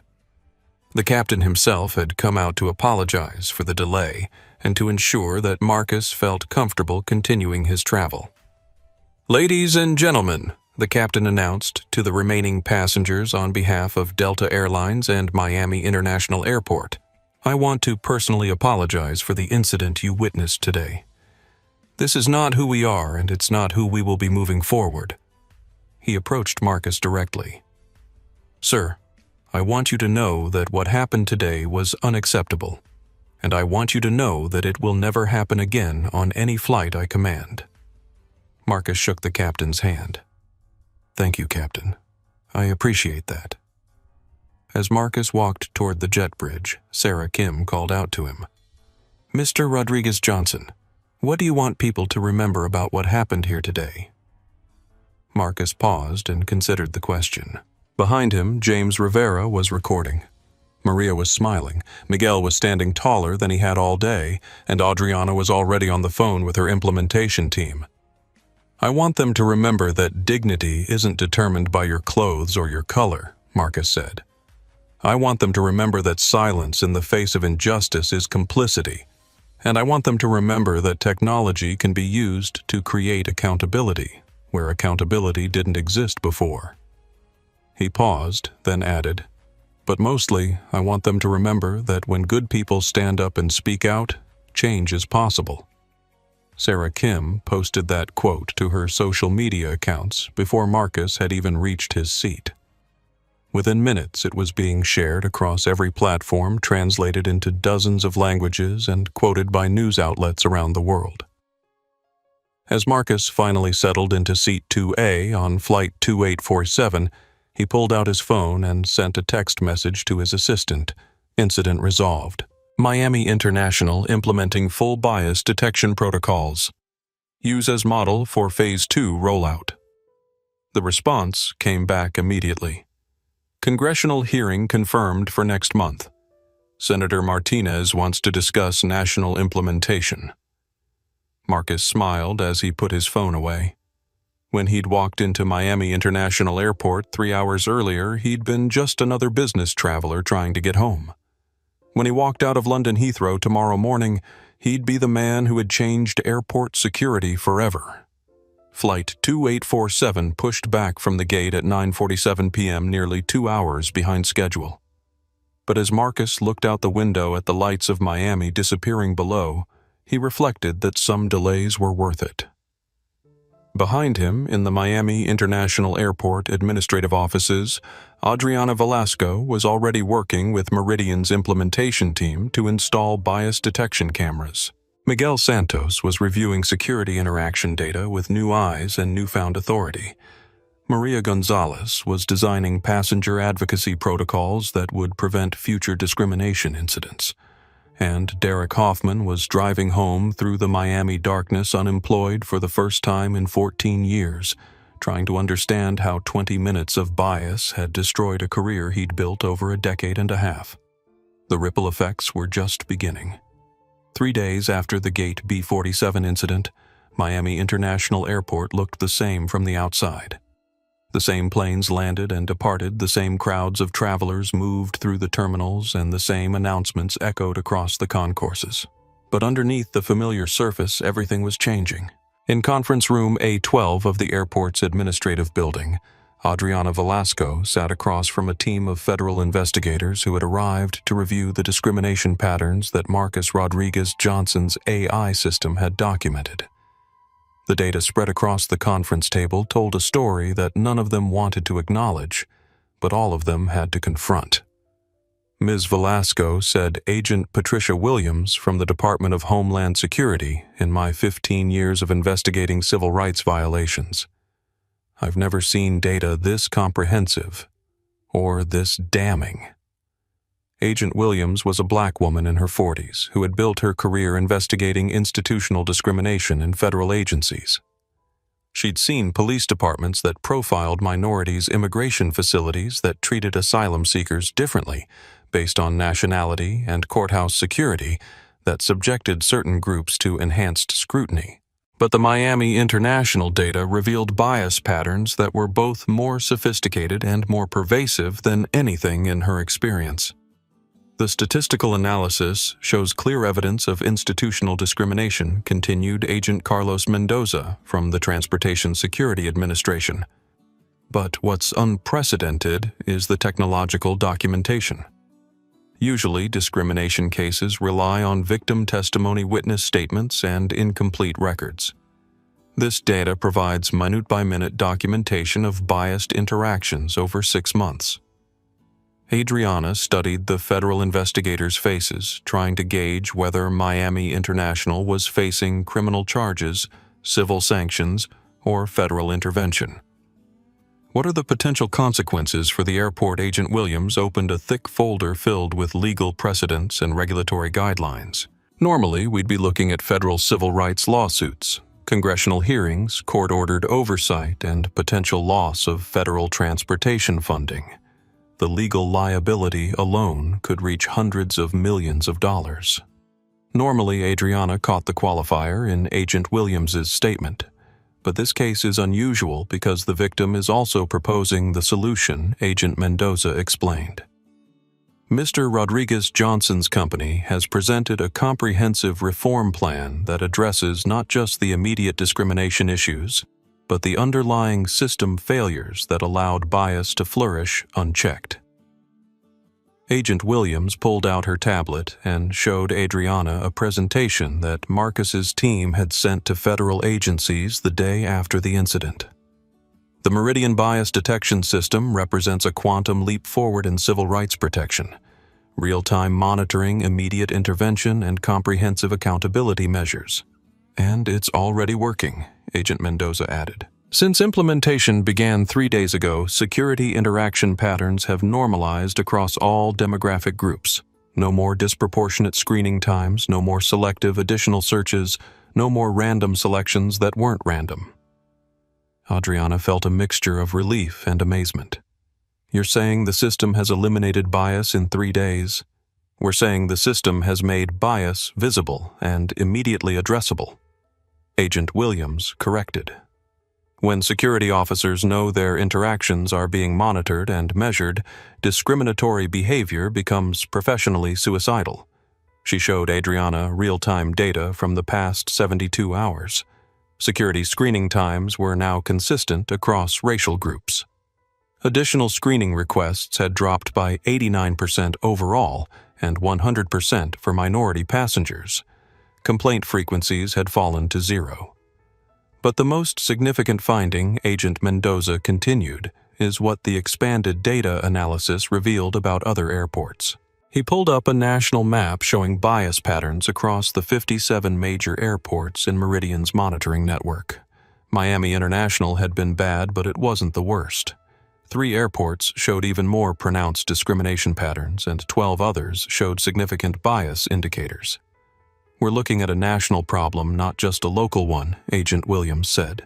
Institutional bias in airport security that affects millions of passengers annually.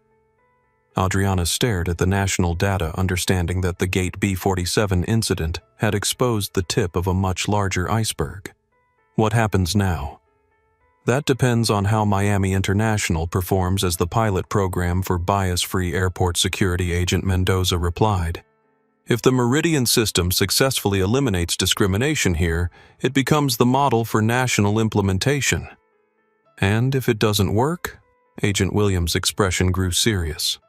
Then we proceed with traditional enforcement methods, federal lawsuits, congressional oversight, and court-ordered reforms that take years to implement and cost exponentially more than voluntary cooperation. The message was clear. Miami International could be a leader in airport security reform, or it could be an example of what happened to airports that resisted change. But it couldn't return to the status quo of unmonitored discrimination. Meanwhile, in the newly established Bias Prevention Office on Concourse B, Miguel Santos was discovering exactly how deep the discrimination problems had been. His first week as Bias Prevention Coordinator had been a crash course in institutional failure, informal discrimination policies, and the way bias could become normalized through unchecked repetition. Miguel said Dr. Jennifer Park, a civil rights consultant brought in by Meridian to review security practices. What you've uncovered here is a textbook case of institutional discrimination becoming embedded through informal training and peer pressure. Dr. Park was a Korean-American professor of sociology who specialized in workplace discrimination patterns. She'd been studying implicit bias in high-pressure environments for over a decade, but the Miami International security data provided unprecedented insight into how discrimination functioned in real time. The former officers weren't necessarily conscious racists, Dr. Park explained, but they were operating in an environment where biased assumptions were rewarded, where intuition was prioritized over evidence, and where questioning discriminatory practices was discouraged. Miguel nodded as he reviewed interview transcripts from the 7 terminated security officers. They all say the same thing. They thought they were doing their jobs correctly. They believed their experience taught them to identify suspicious passengers. But when you analyze their definition of suspicious, Dr. Park continued, it correlates almost perfectly with race, ethnicity, and economic assumptions. Young black men with expensive electronics were suspicious. Hispanic women with designer clothing were suspicious. Middle Eastern passengers with one-way tickets were suspicious. She pulled up data showing the terminated officers' screening patterns over the past 2 years. The bias was so pronounced it looked intentional, but the interview transcript suggested it was unconscious. This is what institutional discrimination looks like, Dr. Park said. Not conscious hatred, but unconscious assumptions that get reinforced through workplace culture and informal training. Miguel studied the data, trying to understand how 8 experienced security officers could all develop similar biases without explicit coordination. How do you prevent this from happening again? That's exactly what the Meridian system does, Dr. Park replied. It makes unconscious bias visible and immediately correctable. When an officer starts showing discriminatory patterns, the system flags it before it becomes embedded behavior. She showed Miguel real-time monitoring data from the past 3 days. Every security interaction was tracked, analyzed, and compared against baseline patterns. Officers who showed even minor bias indicators received immediate feedback and additional training. It's like having a civil rights supervisor watching every interaction, Miguel observed. It's better than that, Dr. Park corrected. Human supervisors can miss subtle bias or might have biases themselves. AI monitoring is consistent, objective, and comprehensive. As Miguel reviewed the implementation progress, he realized that the Meridian system was doing more than just preventing discrimination. It was also improving overall security effectiveness by eliminating the time wasted on biased selections and focusing attention on genuine security concerns. Dr. Park Miguel said the data shows that security effectiveness has actually improved since we stopped profiling based on race and ethnicity. That's not surprising, Dr. Park replied. Bias makes security less effective because it focuses attention on the wrong indicators. When officers stop looking for suspicious demographics and start looking for actual behavioral indicators, they catch real threats more effectively. She pulled up comparative data showing that weapon detection, contraband seizures, and legitimate security alerts had all increased since bias detection implementation began. Discrimination doesn't just violate civil rights. It compromises security by creating false priorities and blind spots. Back in conference room A12, the federal investigation was reaching its conclusions. Agent Williams and Agent Mendoza had spent 3 days reviewing every aspect of Miami International's security operations, interviewing passengers and staff, and analyzing the comprehensive data that Marcus's system had collected. Ms. Velasco, Agent Williams said, "Our investigation concludes that Miami International Airport had engaged in institutional discrimination against minority passengers for an extended period. The patterns are clear. The evidence is overwhelming and the civil rights violations are substantial." Adriana braced herself for the consequences. However, Agent Mendoza continued the airport's immediate cooperation with remedial measures, comprehensive implementation of bias detection technology, and commitment to serving as a model for national reform significantly mitigates the enforcement response. Agent Williams opened her final report folder. Instead of federal sanctions and court oversight, Miami International will be designated as the pilot program for the National Airport Bias Prevention Initiative. "What does that mean?" Adriana asked. "It means Miami International becomes the proof of concept for bias-free airport security," Agent Williams explained. "Federal funding for continued system development, technical support for implementation challenges, and showcase status for airports considering similar reforms." Agent Mendoza added, "It also means congressional testimony next month about successful discrimination prevention, rather than congressional hearings about civil rights violations." Adriana felt a wave of relief mixed with responsibility. Miami International had avoided federal sanctions, but now carried the burden of proving that airport bias could be eliminated through technology and accountability. "There's one more thing," Agent Williams said, "Mr. Rodriguez Johnson has requested a meeting with you tomorrow morning. He has additional proposals for expanding the bias prevention program. What kind of proposals? Passenger advocacy systems, employee bias training programs, and community engagement initiatives? Agent Mendoza replied. He's thinking beyond just security screening to comprehensive civil rights protection throughout airport operations. That evening, Maria Gonzalez sat in her new office in the Passenger Advocacy Department, a position that hadn't existed a week earlier but was now central to Miami International's reformed operations. Her job was to ensure that passengers who experienced any form of discrimination had immediate recourse and support. Maria said James Rivera, who had become an unofficial consultant to the Bias Prevention Program after his live-stream documentation of the Gate B-47 incident. I keep thinking about how many passengers went through what Mr. Rodriguez Johnson went through, but without cameras recording or AI monitoring or anyone speaking up for them. Maria nodded as she reviewed passenger complaint records from the past 2 years. The files revealed dozens of discrimination incidents that had been dismissed, minimized, or simply ignored by previous management. That's exactly why this program is so important, Maria replied.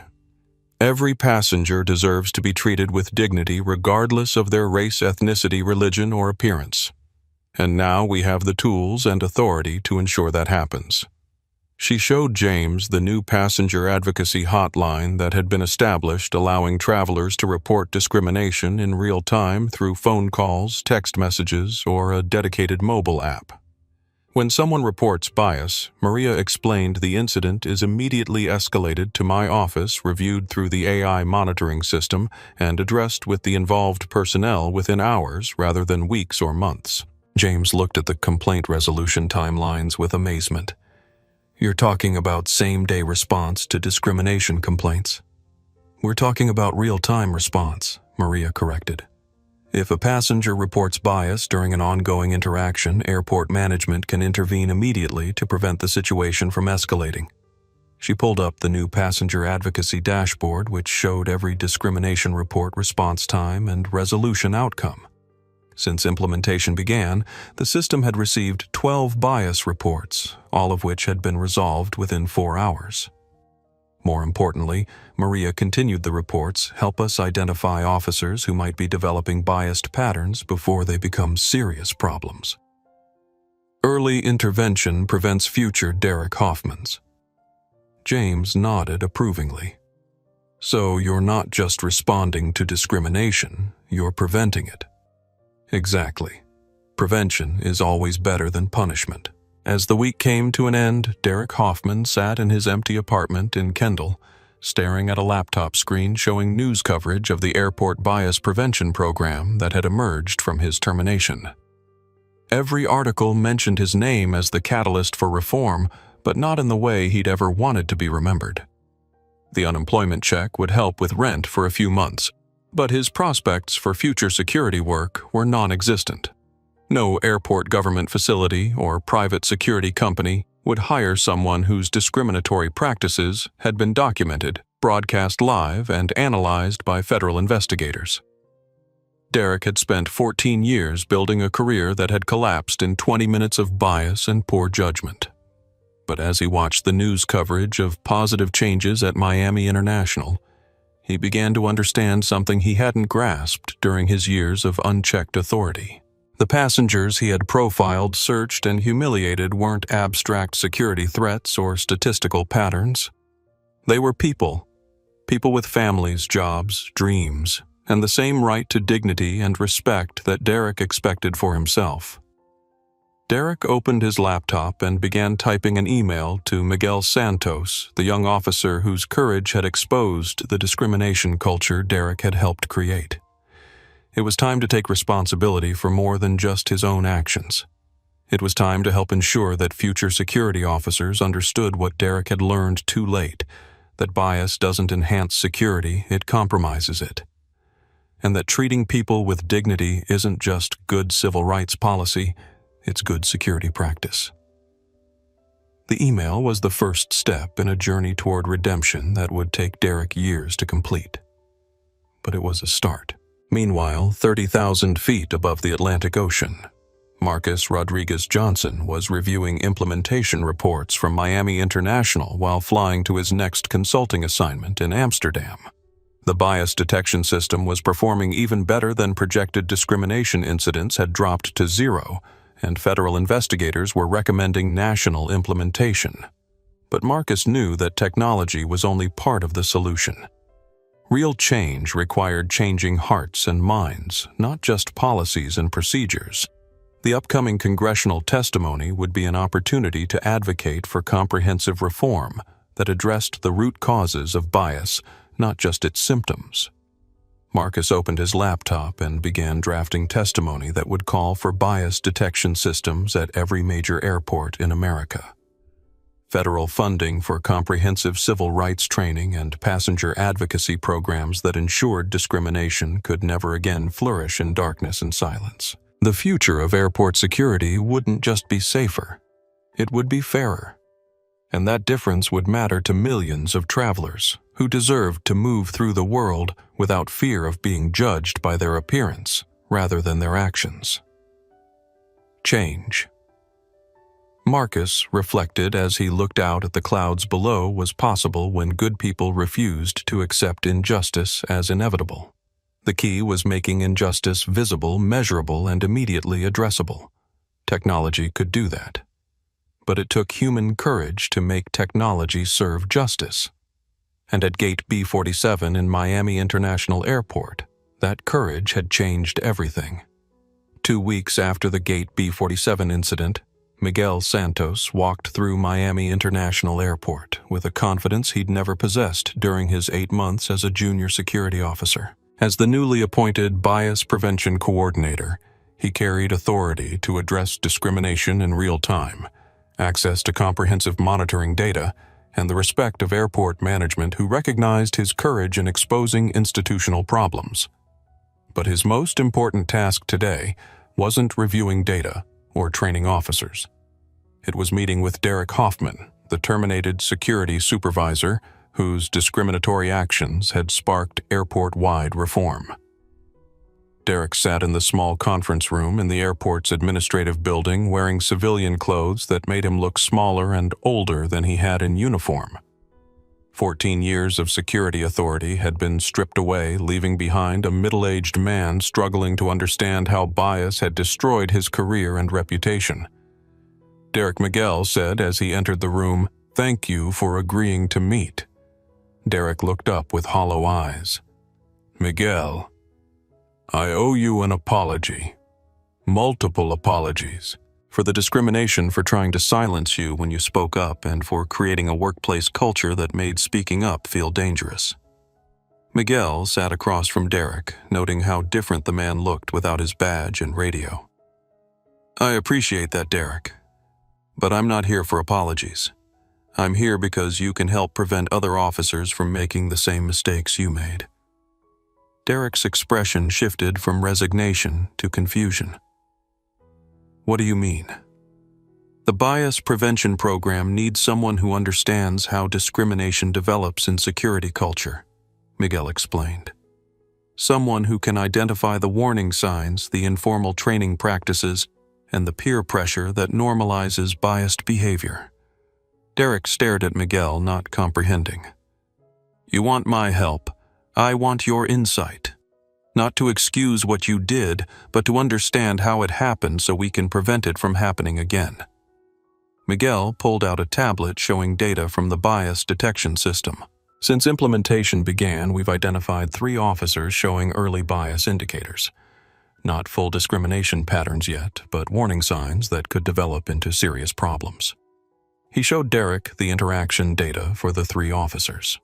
Slightly longer screening times for minority passengers, marginally higher rates of additional searches for certain demographic groups, and informal questioning patterns that suggested unconscious bias.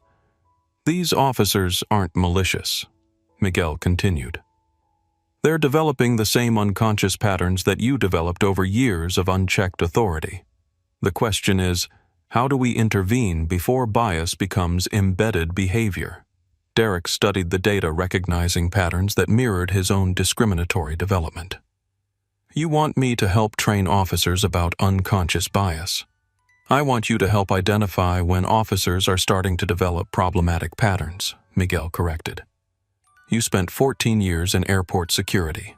You understand how bias can feel like good instincts and how discrimination can masquerade as effective security. Derek was quiet for a long moment, processing Miguel's proposal. You're offering me a chance to help fix the problem I helped create. I'm offering you a chance to take responsibility for more than just your own actions, Miguel replied. You can help ensure that future officers understand what you learned too late, that bias compromises security and violates civil rights.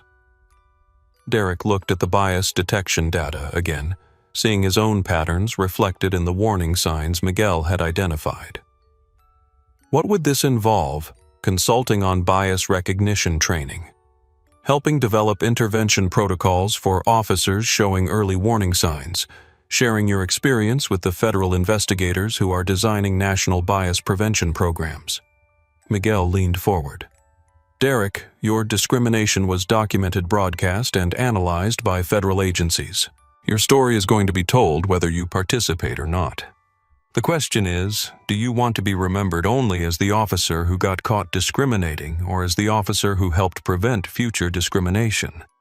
The offer hung in the air between them. Derek understood that Miguel was providing something rare in accountability situations, a path toward redemption that involved taking responsibility rather than avoiding consequences. If I do this, Derek said slowly, will it undo the harm I caused? Nothing can undo the harm you caused, Miguel replied honestly.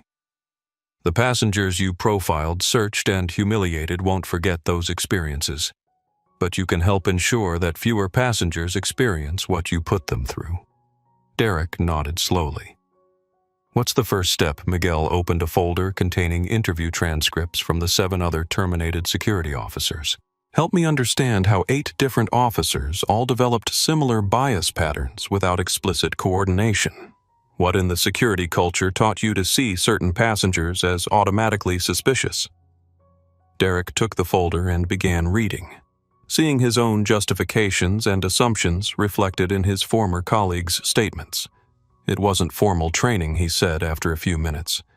It was informal guidance from senior officers, unofficial wisdom about what to watch for, and peer pressure to demonstrate thoroughness. Explain. Derek set down the folder.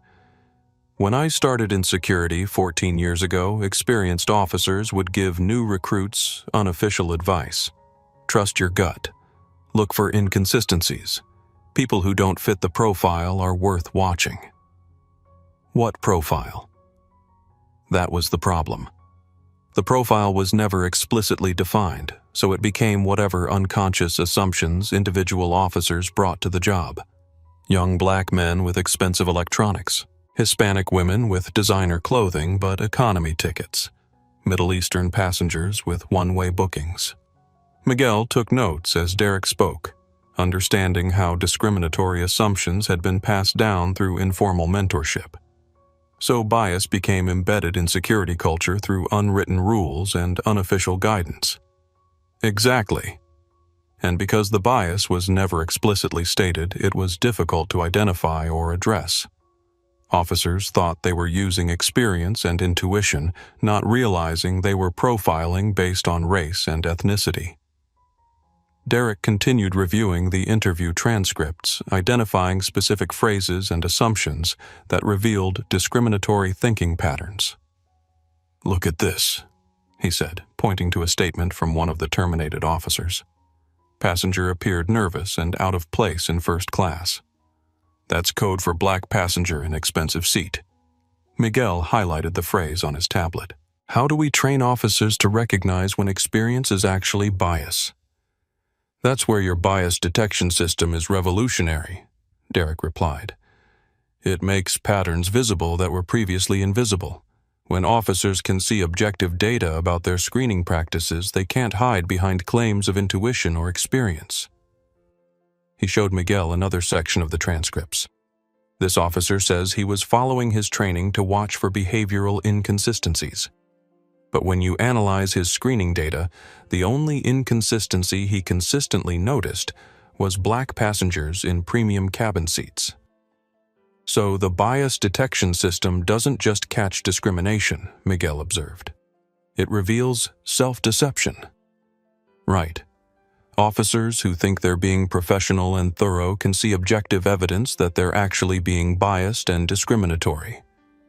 Their conversation was interrupted by a knock on the conference room door. Adriana Velasco entered, accompanied by Dr. Sa, Jennifer Park, and Marcus Rodriguez Johnson, who was back from London to review the bias prevention program's progress. Miguel, Adriana said, "I hope we're not interrupting important work." "Actually," Miguel replied, "Derek has been providing valuable insights into how unconscious bias develops in security culture." Marcus looked at Derek with interest.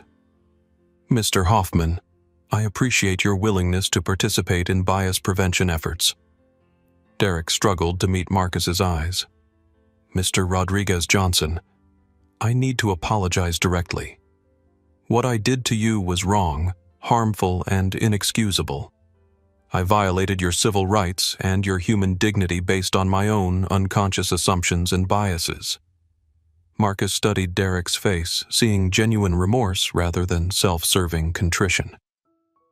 "I appreciate the apology, Derek. But more importantly, I appreciate your willingness to help prevent other passengers from experiencing what you put me through."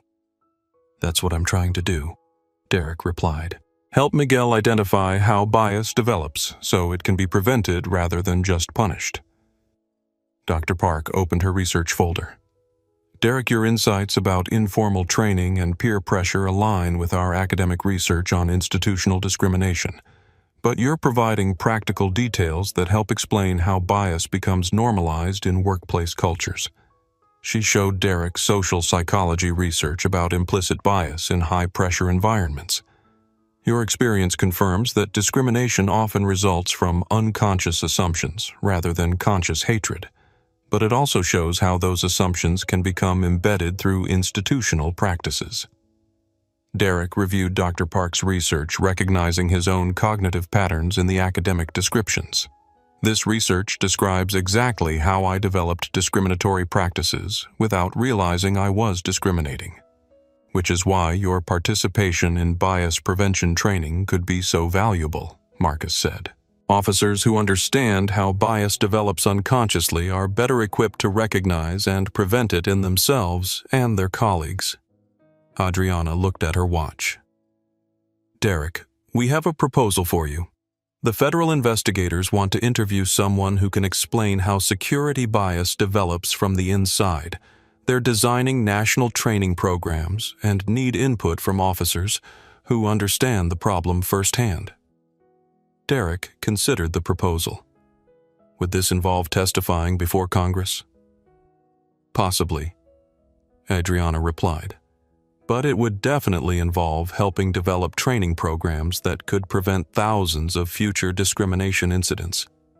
Derek was quiet for a moment, understanding the full scope of what was being offered.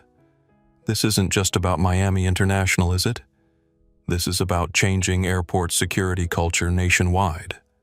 "That's exactly what it's about," Marcus confirmed. "Your discriminatory actions were documented and broadcast, creating national awareness of airport bias problems. Now your insights about how bias develops could help solve those problems throughout the country." Miguel added, "Derek, you have a choice. You can disappear from this story and be remembered only as the officer who got caught discriminating. Or you can take responsibility for helping fix the culture that created the problem." Derek looked around the room at the people who were offering him a path toward redemption through service rather than hiding. What specifically would be required? Dr. Park opened her laptop. "Participation in federal bias prevention research, input on training program development, possible testimony about how discriminatory practices develop and how they can be prevented, and ongoing consultation with airport bias prevention programs," Miguel added. "Your experience with discriminatory thinking could help identify officers who are developing problematic patterns before they become serious problems." Derek understood that accepting the proposal would mean public accountability for his actions and permanent association with airport discrimination. But it would also mean channeling his mistakes into preventive action that could protect future passengers. "I'll do it," Derek said quietly. "If my mistakes can help prevent other officers from making the same mistakes, then something positive can come from this situation." Marcus extended his hand to Derek. "Thank you. Taking responsibility for past mistakes and working to prevent future ones is exactly the kind of accountability that creates real change." Derek shook Marcus's hand, feeling both the weight of his past actions and the possibility of meaningful redemption. "Mr. Rodriguez Johnson, I want you to know that this isn't about me trying to rehabilitate my image. This is about me trying to prevent other passengers from experiencing what I put you through." "I understand," Marcus replied, "and I respect your commitment to being part of the solution rather than just acknowledging the problem." As the meeting concluded, Adriana reviewed the implementation timeline for Derek's participation in bias prevention efforts. "Derek, your first consultation session is next week with the Federal Training Development Team. They want to understand how informal mentorship creates discriminatory practices." Derek nodded. "I'll be ready." Miguel gathered his materials, satisfied that Derek's insights would strengthen bias prevention efforts significantly. "Derek, thank you for being willing to take responsibility for more than just your own actions. This could help officers across the country recognize bias before it becomes discrimination." "It's the least I can do," Derek replied. "Actually, it's the most I can do to try to make amends for the harm I caused." As Derek left the conference room, he passed through the same airport where he'd spent 14 years of his career. But now he saw it differently. Instead of seeing potential threats and suspicious passengers, he saw people deserving dignity and respect regardless of their appearance or assumed economic status. The bias detection cameras were visible throughout the security screening areas, monitoring every interaction and ensuring that discrimination could never again flourish in darkness. Officers wore small badges identifying them as bias prevention participants, acknowledging their commitment to fair treatment for all passengers. Derek's former colleagues avoided eye contact as he walked past, uncertain how to relate to someone whose discriminatory practices had triggered airport-wide reform. But Derek wasn't there to reconnect with old relationships. He was there to help build new systems that would prevent future officers from repeating his mistakes. At the security checkpoint where he'd detained Marcus Rodriguez Johnson 2 weeks earlier, a diverse group of passengers moved smoothly through screening without incident. Interaction times were consistent across racial groups. Additional searches were genuinely random, and officers treated every passenger with professional courtesy.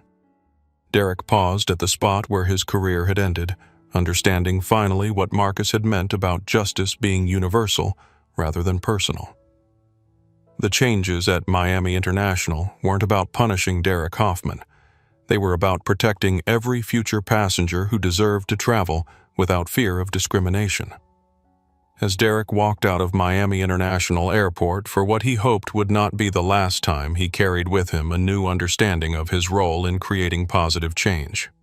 His discriminatory actions had exposed airport bias problems that needed fixing. Now his insights about how bias developed could help fix those problems permanently. It wasn't redemption exactly. The harm he'd caused couldn't be undone, but it was responsibility, and responsibility channeled toward prevention was the closest thing to justice that situations like this could provide. Behind him, the airport continued its transformation into a model of bias-free security. Ahead of him lay an opportunity to help ensure that transformation succeeded not just at Miami International, but at airports across the nation. Derek Hoffman's career in airport security had ended in disgrace, but his work in bias prevention was just beginning. 6 months later, Marcus Rodriguez Johnson stood before the Senate Subcommittee on Transportation and Safety in a packed congressional hearing room, preparing to deliver testimony that would reshape airport security policy nationwide. Behind him sat dozens of passengers who had experienced discrimination, airport workers who had spoken up against bias, and federal investigators who had documented institutional failures across the aviation industry. Senator Martinez Marcus said, addressing the subcommittee chair 6 months ago, "I was detained, searched, and threatened with arrest at Miami International Airport for the crime of flying first class while black. Today, I'm here to report that airport discrimination can be eliminated through technology accountability and the courage to confront bias wherever it exists." The hearing room was silent as Marcus continued. The Meridian Bias Detection System has been operational at 12 major airports for 6 months. In that time, discrimination incidents have decreased by 94%. Passenger complaints related to profiling have dropped to near zero, and security effectiveness has actually improved as officers focus on legitimate threats rather than racial assumptions. Senator Martinez leaned forward. "Mr. Rodriguez-Johnson, you've stated that bias detection technology can eliminate discrimination. But technology is only as good as the people implementing it. How do you ensure that human bias doesn't simply adapt to technological monitoring?" "That's an excellent question," Senator Marcus replied. "Technology identifies bias patterns, but changing behavior requires human accountability and institutional commitment. That's why the Bias Prevention Program includes comprehensive training, immediate intervention protocols, and ongoing community engagement." He gestured to Miguel Santos, who sat in the witness section wearing his Miami International Airport Bias Prevention Coordinator badge. Miguel Santos risked his job to expose discriminatory practices when it would have been easier to stay silent. That kind of moral courage is what makes technological monitoring effective. Senator Rodriguez, a Hispanic woman from Texas, addressed her next question to Miguel. "Mr. Santos, what have you learned about preventing bias in high-pressure workplace environments?" Miguel stood and approached the witness microphone. "Senator, I learned that silence in the face of discrimination is complicity. When good people stay quiet, bad behavior becomes normalized. But when institutions create safe channels for reporting bias and swift accountability for addressing it, workplace culture changes rapidly. Can you provide specific examples? Since implementing bias detection at Miami International, we've identified and corrected discriminatory patterns in early stages. Officers who show statistical bias indicators receive immediate retraining and peer support. Officers who resist correction are removed from passenger-facing duties. The key is intervention before bias becomes embedded behavior." Senator Williams, a black woman from Georgia, asked Mr. Santos, "You've worked with Derek Hoffman, the officer whose discrimination triggered these reforms. What has that collaboration taught you about accountability and redemption?" Miguel paused, choosing his words carefully. "Senator Derek Hoffman's discriminatory actions caused real harm to real passengers. That harm can't be undone, but his willingness to take responsibility and help prevent future discrimination has helped us understand how bias develops and how it can be prevented." "Is that sufficient accountability for civil rights violations?" "Accountability has multiple dimensions," Miguel replied. "Derek lost his career, his reputation, and his financial security. But more importantly, his actions exposed institutional problems that affected thousands of passengers. The question isn't whether Derek has been punished enough, but whether his mistakes have led to meaningful change that protects future passengers." Senator Martinez turned back to Marcus. "Mr. Rodriguez-Johnson, what do you want Americans to understand about airport discrimination and bias prevention?" Marcus stood and walked closer to the microphone, his voice carrying the weight of both personal experience and professional expertise. "Senator, I want Americans to understand that bias isn't inevitable. Discrimination isn't a necessary security trade-off. And treating all passengers with dignity isn't just good civil rights policy, it's good security practice." He paused, looking directly at the cameras broadcasting the hearing live. But most importantly, I want Americans to understand that change is possible when good people refuse to accept injustice as normal. The passengers at Gate B47 who recorded Derek Hoffman's discrimination, the officers like Miguel who spoke up against biased practices, and the airport management who implemented immediate reforms, they proved that accountability and justice are achievable when people choose courage over comfort. Senator Martinez asked the final question. What is your recommendation for national policy regarding airport security bias prevention? Marcus pulled out his phone and projected data onto the hearing room's main screen.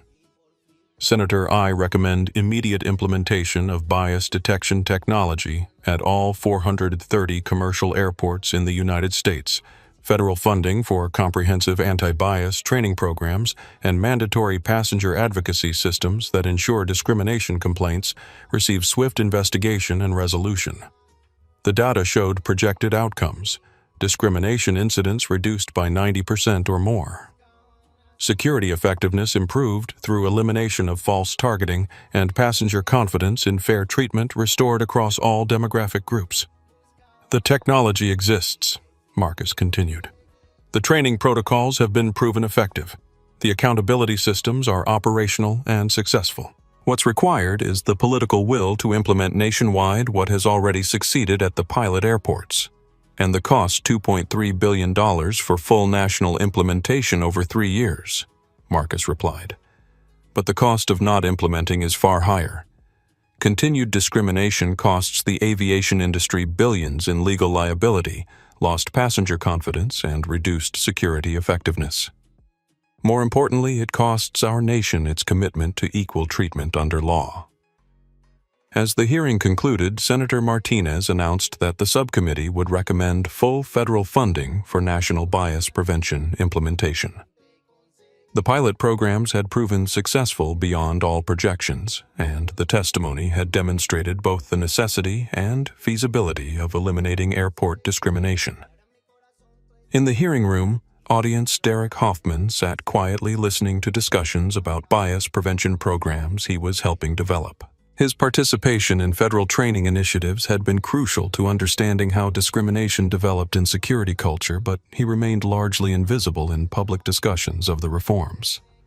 After the hearing, Derek approached Marcus in the Capitol hallway. Mr. Rodriguez Johnson, I wanted to thank you for including me in the bias prevention work. I know it would have been easier to exclude the officer who discriminated against you. Marcus looked at Derek, seeing a man who had genuinely grappled with his own biases and committed to preventing others from repeating his mistakes. Derek, excluding you would have meant missing crucial insights about how bias develops. Including you means more officers will recognize discriminatory patterns before they cause harm. I hope so, Derek replied. I hope my mistakes lead to fewer passengers experiencing what I put you through. They already have Marcus confirmed. The bias prevention protocols you've helped develop are protecting thousands of passengers who will never know how close they came to experiencing discrimination. As Derek walked away, Marcus reflected on the complex nature of accountability and redemption. Derek's discrimination had been real and harmful, but his participation in prevention efforts was helping protect future passengers from similar experiences.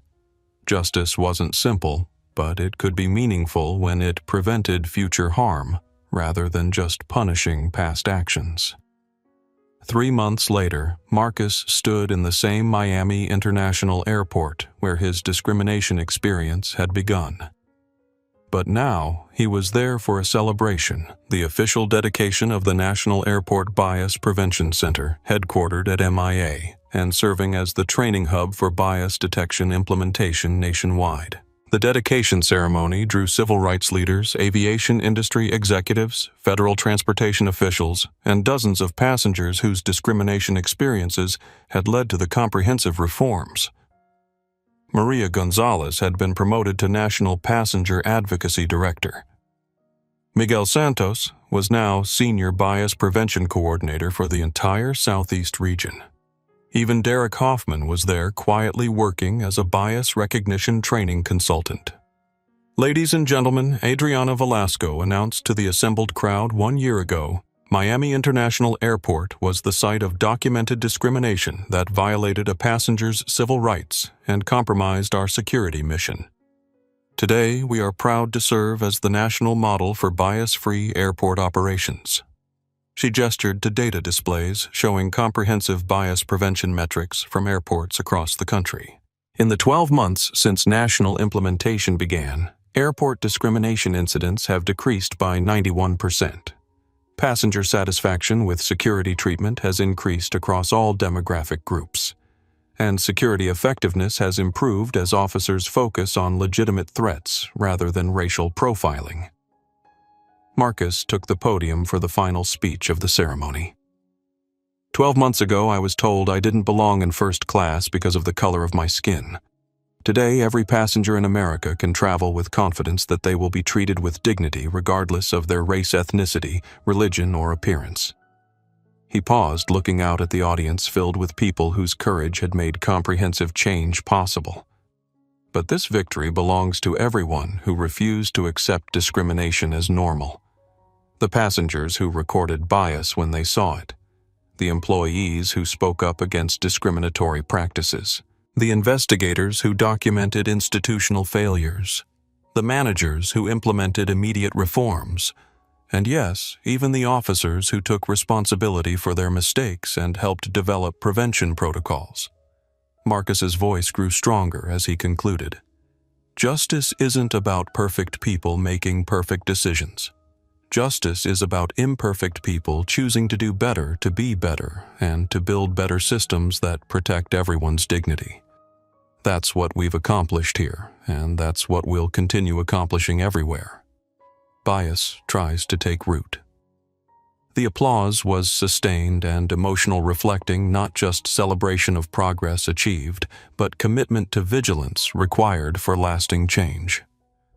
As the ceremony ended and the crowd dispersed, Marcus walked through the same security checkpoint where Derek Hoffman had detained him 1 year earlier.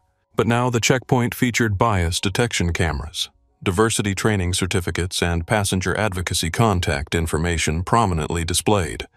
The security officers treating passengers with consistent professionalism across all racial groups. The screening times averaging equal duration regardless of passenger demographics.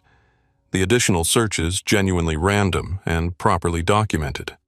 The complaints system accessible and responsive. Marcus approached the exact spot where Derek had accused him of fraud and demanded additional screening. A small plaque had been installed reading, "Dedicated to the principle that dignity has no color and respect recognizes no boundaries. Justice for all passengers, protection from all bias." Standing there, Marcus reflected that the plaque wasn't really about his experience. It was about every passenger who would never experience discrimination because good people had chosen courage over comfort, accountability over denial, and justice over the status quo. His phone buzzed with a message from his assistant. Next flight boards in 30 minutes. Seat 2A confirmed. Marcus smiled and walked toward his gate, knowing that first class no longer meant fighting for dignity. It simply meant flying in peace as it always should have been for everyone. The victory was complete, but vigilance would be eternal. Justice, after all, was not a destination, but a journey that required constant attention and continuous courage. And at airports across America, millions of passengers would benefit from that courage every day. Most of them never knowing how close discrimination had come to being accepted as inevitable rather than eliminated as intolerable. The future of air travel was not just safer, it was fairer. And that made all the difference.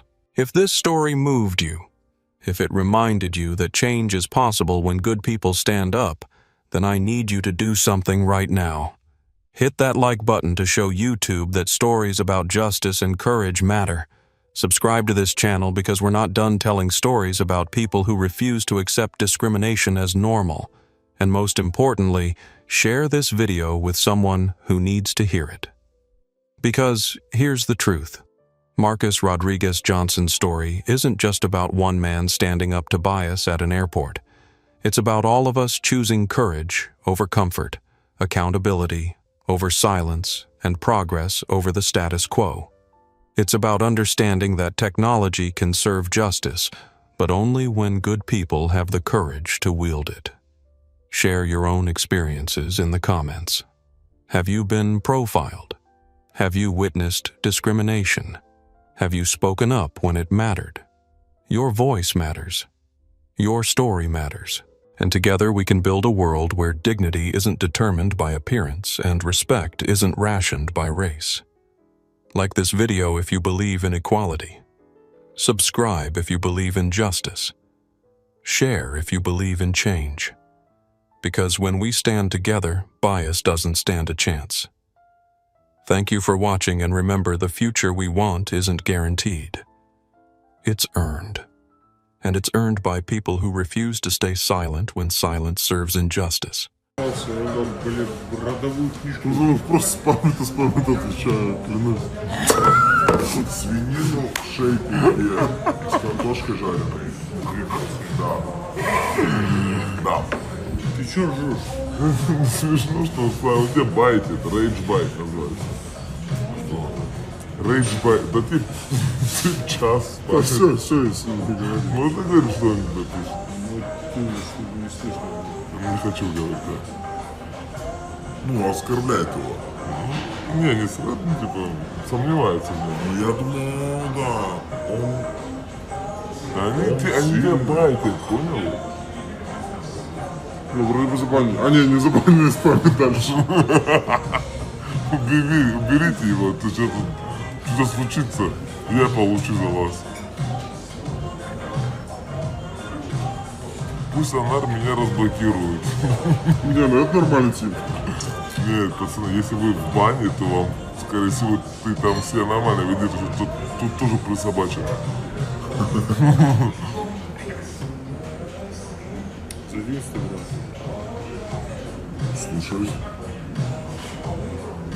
Зашел. Мне вообще инфу такую дали, что Альфреалити выйдет даже не завтра, а в четверг. Прикиньте? Ты зашел рилсы посмотреть? С моего телефона? Что, нельзя? Нет. Чего ты делаешь? Вставай. Прям тут, давай.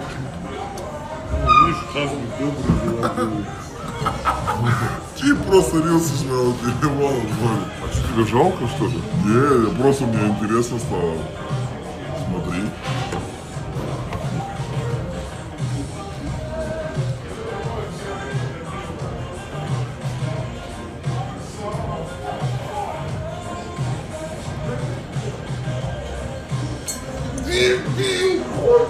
Чё?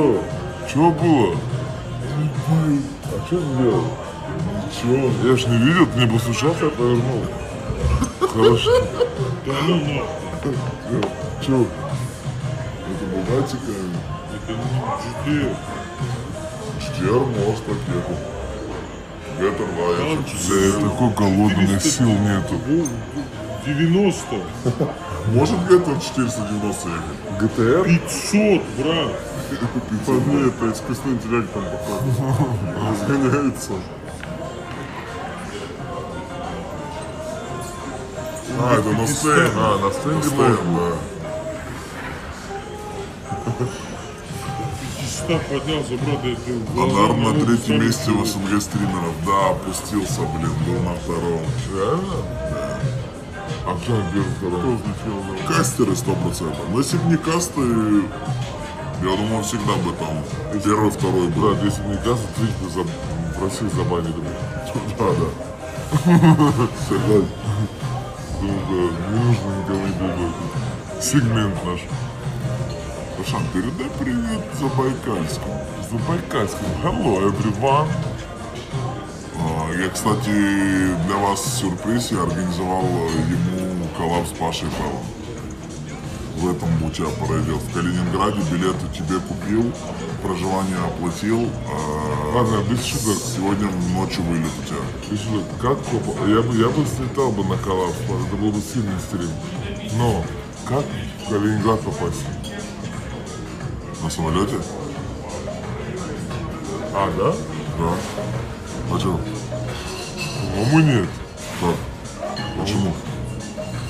На машине только думаю. А почему нельзя в Калининграде нет самолетов? Ну, на поезде точно можно, на машине тоже точно можно. А почему на самолете нельзя, я так не знаю. Ну, самолет, конечно, Я самолет. бы полетел, честно, флэш был, последний тачек был. Я с тобой. Давай полетим один день, выделим. Полетели в Бразилию, Лео. Полетели, когда? В мае, в конце где-то вот. 31 мая. Или тебя не пускает Жинка? Допускают. Вопрос в другом. По датам надо. Полетели. Не скажу когда. Когда Лера тоже куда-то летит, да, с тобой вместе, да? Куда? Да я ориентируюсь. Бразилию. Просто у меня этот месяц весь расписан. Где что ты? Да.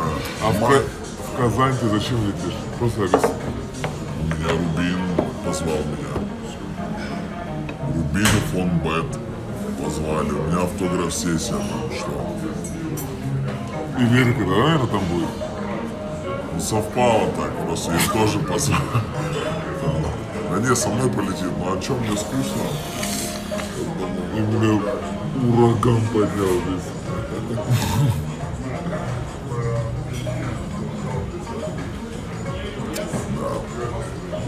Да, после Рубина, после всех май вообще можно лететь. Подожди, какой нахуй Рубин и автограф-сессия фон Бет? А что? Рубин с фон Бетом. Да? А Федук? Федук 11 апреля. 11. 9 апреля завтра у Адель должен. еще да, концерт, прикинь. Какого?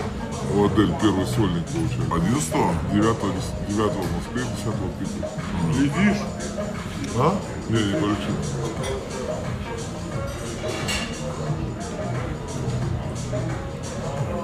Передай привет Соне Орловой. Сонечка, любимая. Самый крутой, да, Majestic РП, промокод Равшан, самый крутой, самый любимый, самый приятный. Для меня Гранд РП. Я там нашел себе жену, понимаешь? Я там тоже нашел себе жену. Пожарницу. Кого ты там нашел? Ты понимаешь? Это... Нет, у нее как-то ник там. Таня или как там. Там все ждут моей свадьбы, понимаешь? С пожарницей, она меня спасла. Да.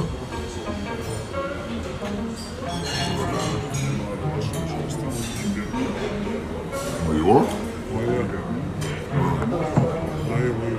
Ты два имбирных? Хочет тебя обанкротить. Кто? Для моего брата ничего не жалко, если даже весь ресторан закажет, блядь. Пойду кредитную заплачу. Учись. Учись. Учись. Понятие. Не, а вы уже достали булить меня в интернете. Мне потом присылает мама скрины, говорят, ты что, очкошник? Мы тебя не очкошником воспитывали? Да, воспитали тебя до 20 лет очкошником, но потом ты должен стать мужчиной или нет? Конечно. Я хочу уйти с этого стрима. Не держите меня. Не держи. Не держи меня. Брат, ты самый любимый. Все, прости. Ты наш друг, ты самый Прости, лучший. смотри. Останься, не уходи.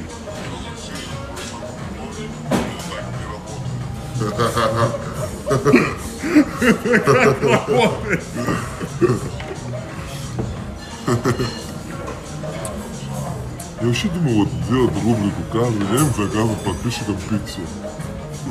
Куда? Домой просто. Ты знаешь, где они живут?